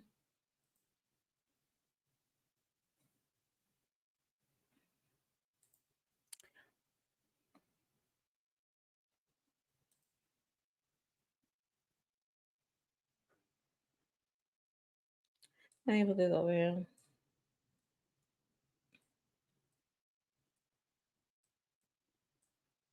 And people were thinking the guy that was talking to academics was Baby Keem, but they didn't realize that was Schoolboy Q's manager. And they were like, "Oh, Baby Keem is arguing with academics," and I'm like, "That ain't no damn Baby Keem. Why the fuck would he be arguing with academics?" Waited on Kendrick to finish. Zion, if you're saying what I think you're saying, you're messy. You're messy. Because that's fucked up. That's so fucked up. Why do people give Baby Keem a hard time? He said in Family Matters he write his own stuff. That his big cousin is not writing his stuff. Y'all believe him? Or y'all think Baby Keem is bullshit?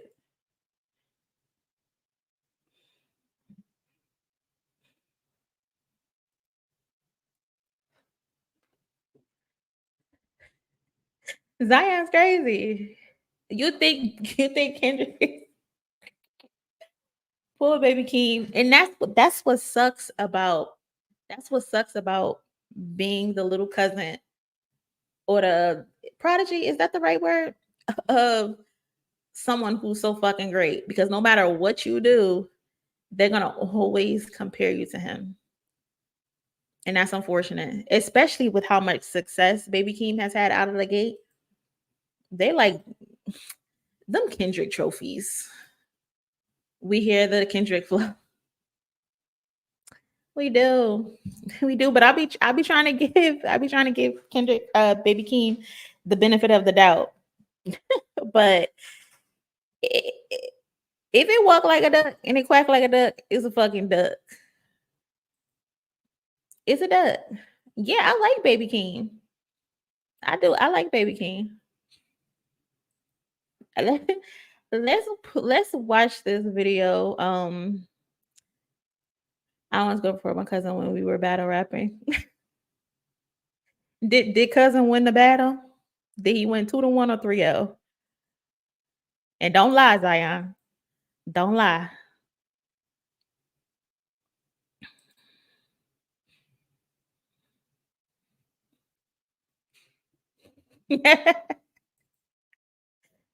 I'm gonna go with all of the above because, and then too with the reference tracks and shit, that don't help. That don't help at all. But you know what? I give Baby Keem a pass because he's not getting on the internet saying he's the best rapper alive. So I can respect it. If you're not calling yourself the best rapper alive, then cool. He choked. I hope he didn't choke. He was better my friend who called me out though. Damn, he said you pinning his shit. He said that sounds just like Zion. That don't sound like you. That sound like Zion. That's crazy. That's fucking crazy. All right, so King Benny Garcia did a video called "Why Baby Keem Went Missing." So let's see why the fuck Baby Keem went missing. He was at the pop out, but he wasn't allowed. He was at the pop out, but he wasn't allowed to get on the stage because people didn't realize this was a LA only thing. And granted, Baby Keem was born in LA, but he moved to Vegas. So he not really a LA nigga. You a Vegas nigga. So Kendrick was like, don't touch that fucking stage, Keem. You can't get on this stage, Keem. Stay the fuck in the crowd. So let's see.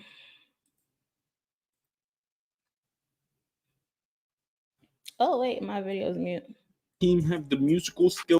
Baby Keem has one of the brightest futures in hip-hop right now. Not only does Baby Keem have the musical skill to be a star in hip-hop, he also has the support of some of the biggest names in the genre. Rappers like Travis Scott, Kanye West, Kendrick Lamar, but even Drake if you think about it. Okay, that shit is only hitting hard when Baby Keem put his pen to it. The point is, it seems like everybody loves some Baby Keem. And yet, it's been 3 years. That bar was so stupid because... What do you mean by that, Drake? What the fuck do you mean by that? You think Baby Keem wrote To Pimp a Butterfly? Baby Keem was playing Minecraft. It ain't. He learned that from his cousin. Get out the fucking way. If you're not making no music or nothing, get out the way. Years since Baby Keem last released an album. And to put it in simple terms, we don't really know why. Of course, it's important to mention that Baby Keem hasn't always been someone who took long to release music. If we rewind to the beginning of his career, we realize that when it comes to music, Baby Keem was putting in work. In the span of 2 years between 2017 and 2018, Keem would release 4 mixtapes, 2 on the Y'all are out of fucking pocket. Y'all are out of pocket. Kendrick spirit couldn't be in 2 bodies at the same time. That's crazy. Right? Nobody believe that. Drake just be saying shit. And then another contradiction. Baby Keem wrote a song for you, Drake. And you took him off the song. But you kept his lyrics. Another fucking contradiction. Nah, Baby Keem wrote High Power. I'm so dead. Jen is crazy for that. Couldn't be in 2 spaces at the same time. The stage name of Baby Keem being In Hearts and Darts and The Sound of Bad Habit. And though these records weren't necessarily the peak of artistic integrity, it showed that Baby Keem had work ethic. On top of that, when he wasn't working on his own music, he was working alongside other people in the industry. This includes helping out on the Black Panther soundtrack in 2018, as well as helping J-Rock on some songs on Redemption. Additionally, in 2019, he would also do some more work in the way of Schoolboy Q's Trash Talk, where he produced the biggest hit of the record, Num Num Juice. Okay, let's get it. He also produced a track on the Lion King soundtrack, which notably not only featured Kendrick Lamar, but Beyonce as well. And despite however much nepotism might have helped him to get the part, he sure was putting in the work to prove that he deserved it. Furthermore, while all of this was going on, Baby Keem would continue working on his own career and gain some buzz in the hip-hop world with the release of Die For My Bitch, a mixtape that allowed Baby Keem to reach heights he hadn't seen before in the way of the tape's breakout hit Orange Soda. Bitch sit on my face, I attack that. A song which would hit big on TikTok back when TikTok was still a relatively new thing for people. And as a result, the song would hit Billboard's Hot 100, becoming Baby Keem's first ever song to do so. And just as a bonus fact, Baby Keem debuted on the charts the same week that Olivia Rodrigo did, which personally I think is kind of funny. Speaking of funny, you guys should subscribe to this channel because I am pretty funny. I appreciate it, but honestly, I appreciate all types of support. I'm just trying to get to 40. Had a good work ethic. It was also clear that he wasn't shy about releasing new music. Think I got a sense for a mosh pit, likes on the gram, make a bitch think she poppin'. Like, really, the only thing that stopped Baby Keem was a global pandemic. But then again, that quarantine stopped everybody, except for the few that took a risk and the people that wanted to cash in on the quarantine. And even then, Baby Keem wasn't entirely inactive. He was picked for Double XL's freshman list, and looking back at it, this was a relatively stacked class. By 2021, Keem was experiencing his most fruitful year. He was working alongside artists like Travis Scott, Kanye West, and he was supposed to feature on What's Next with Drake. Told you that I was a mess, okay? I get out of bed and get dressed, okay? But for whatever reason, that got scrapped. And I mean, I think I know the reason, but then again, that's just speculation for me. Minor. No, he didn't. Oh my God. What? Preparing for his biggest release yet, Baby Keem's stock continued to rise. And though he had a decently sized discography, it was finally time for Keem to release a debut studio album, which he did with the Melodic Book. The record had features from people like Brent Faiyaz and Travis Scott, but it was Kendrick Lamar who lit up the world. Smoking on, what's the name tonight? His Family Ties verse had people hyped up for what the next Kendrick Lamar album was going to look like, and Baby Keem capitalized on the moment. Of course, and that album was nothing like what people were expecting. That's why people was confused with Mr. Morale, because it was nothing like Family Ties. It was totally different. Granted, there was some upbeat songs and shit like N95 or whatever. But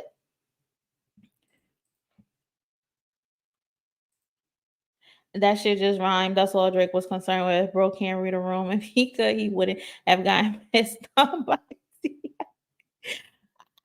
Drake has had a lot of weird shit happen to him. You got slapped by Diddy, and then you let T.I.'s mans piss on you.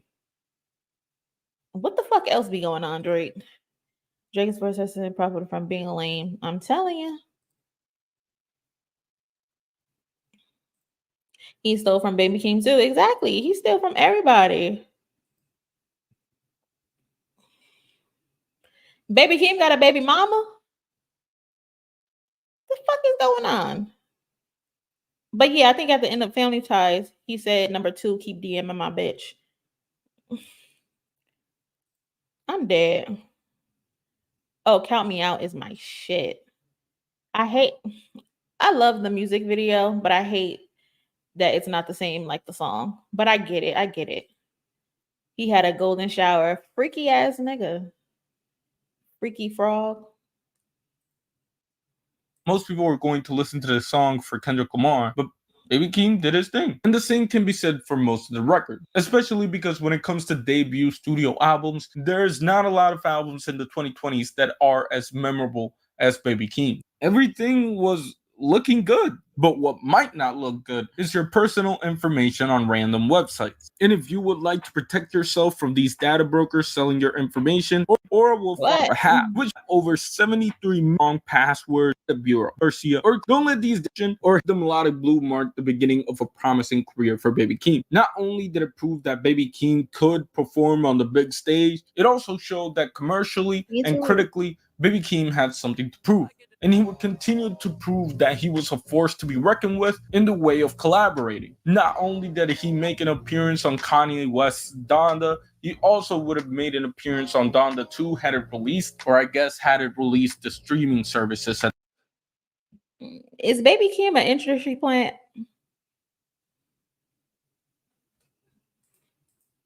Is Baby Keem an industry plant? Because I don't know nobody who get all these top features and top collaborations so quick. Like, I get he's connected to Kendrick, but it's seeming very industry plantish. I don't know. 1000% he's talented as hell.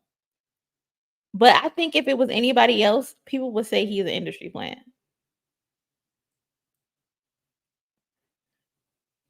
Or maybe I'm just stirring the pot. At the very least. And obviously he was...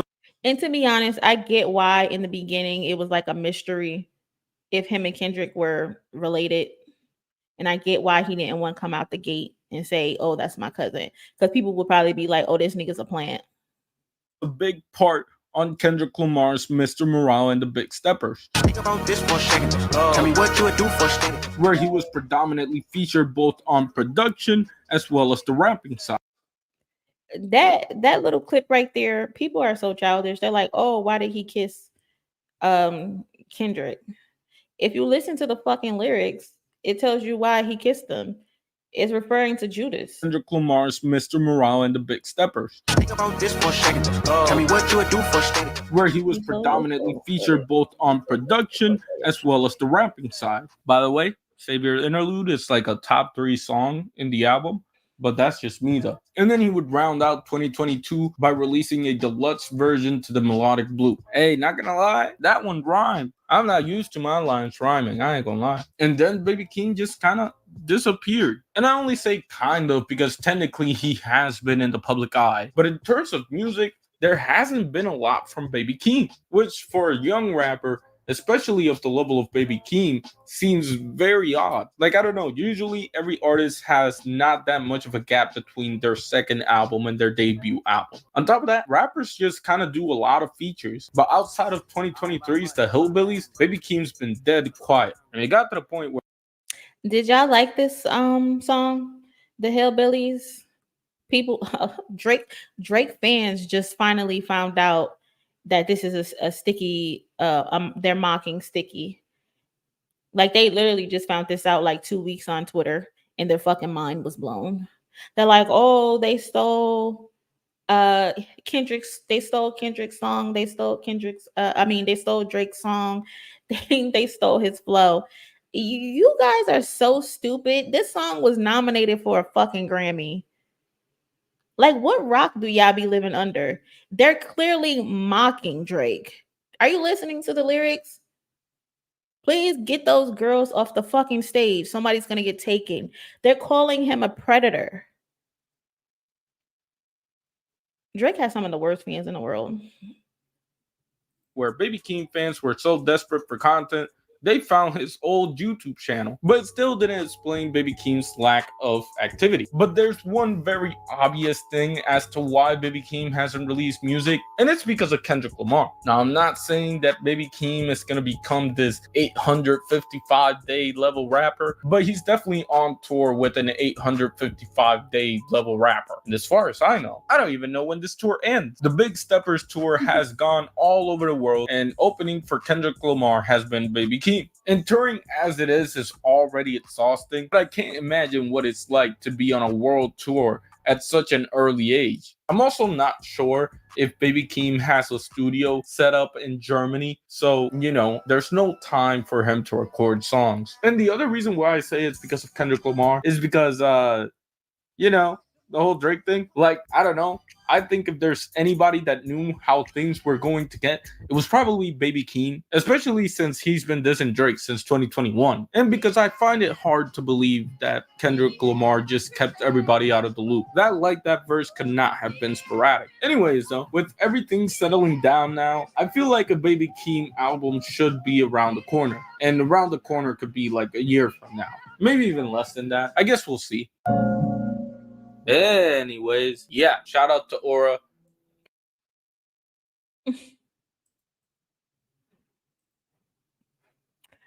Yeah, so do y'all think Kendrick and Baby Keem should do like a joint album together? Because I've seen people say that because of like the Hillbillies and stuff, like in the Range Brothers and stuff like that. People are like, they want a joint album from both of them, but I low-key think it's too early, especially for Baby Keem's sake. Yeah, they're always late to everything. Most Drake fans are not hip-hop. Yeah, they're not hip-hop fans. They're Drake fans. They're Drake fans. Damn. Not at all. Never. Don't do it. But yeah, I don't think they should do like a joint project right now together. I think maybe after 2 albums, or at least under Baby Keem's belt, because I think Baby Keem doesn't want his legacy to be Kendrick Lamar's little cousin. You know what I mean? Like, you don't want the majority of the awards that you might win in the future to be associated with your cousin. Like the Grammy that he got, it's with Kendrick. And I'm pretty sure he wants to get his own Grammys on his own, right? I don't think he has any Grammys on his own. I think the one that he does have is with Kendrick Lamar for Family Ties. So I don't think right away that's what both of their next projects should be. I think Baby Keem should do at least 2 projects on his own before they decide to pull like a Nigga in Paris or some shit and get a joint album. Yeah, they definitely could if they want to, but people are anticipating an album from Kendrick for sure. And I wonder what the reception would be if he popped up with a joint album with Baby Keem.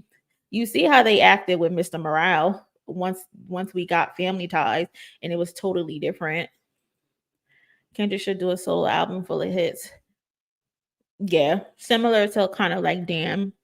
Not the concept, but you know, that commercial style. It's gonna be hard to step away from that shadow. It is. It is. He got a tough battle, but he's talented enough to do it on his own. He definitely is talented enough. But he's been adopting Kendrick's antics, especially with the Going Missing. He won Best New Artist 2 years ago. Okay, he did. Okay. What song was that was for? But yeah, I think he doesn't want to live in his cousin's shadow. That would kind of suck. But who knows? But people are like, oh, he's staying out of the Drake and Kendrick beef. Yeah, I mean, yeah, he should, but he definitely showed up to support his cousin. He was at the pop out, so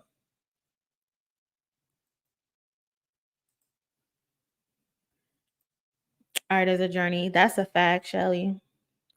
Shell or Shelly? Sorry if I said that wrong.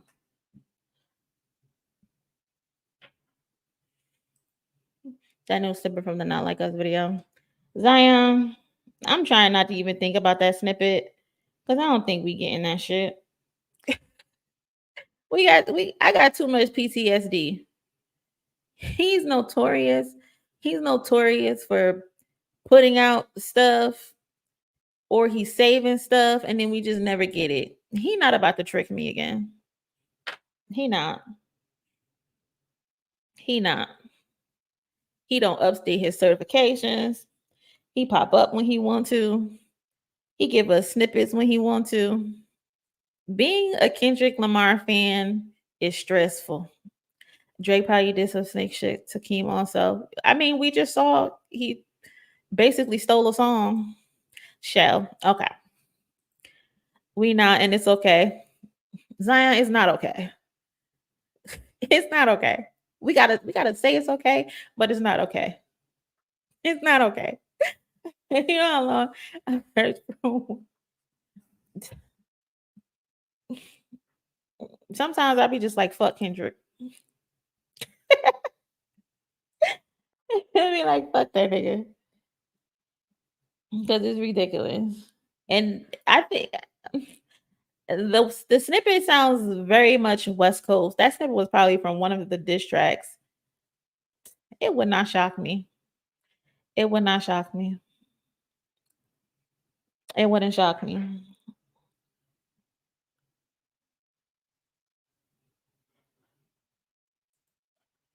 Kendrick's crazy for saying he will post Drake location on like that. That man do not give a fuck.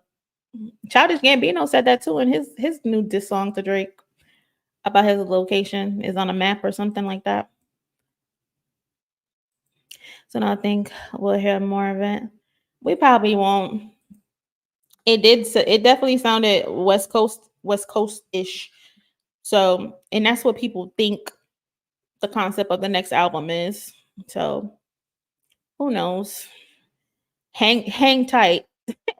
Hang tight and wait on it.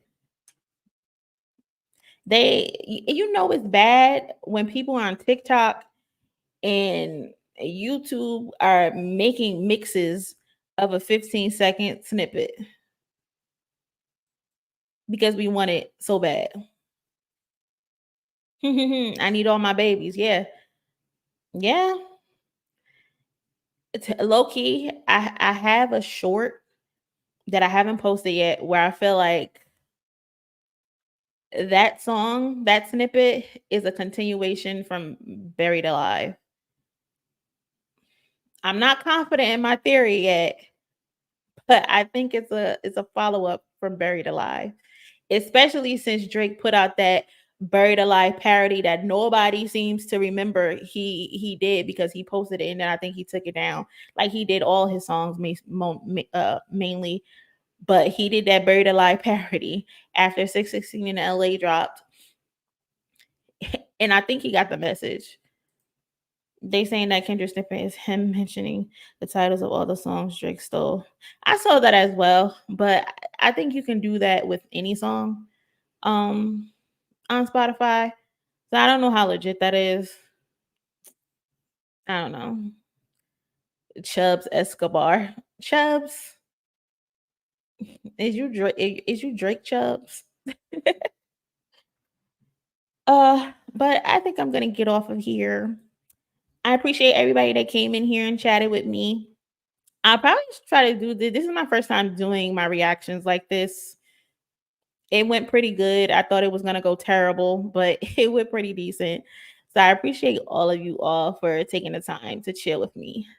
And I'll see you guys maybe tomorrow. I don't know. I need some hidden message only Drake will understand. Just like 616 in LA. Yeah. Like y'all have a good night. I'll talk to y'all later. Bye.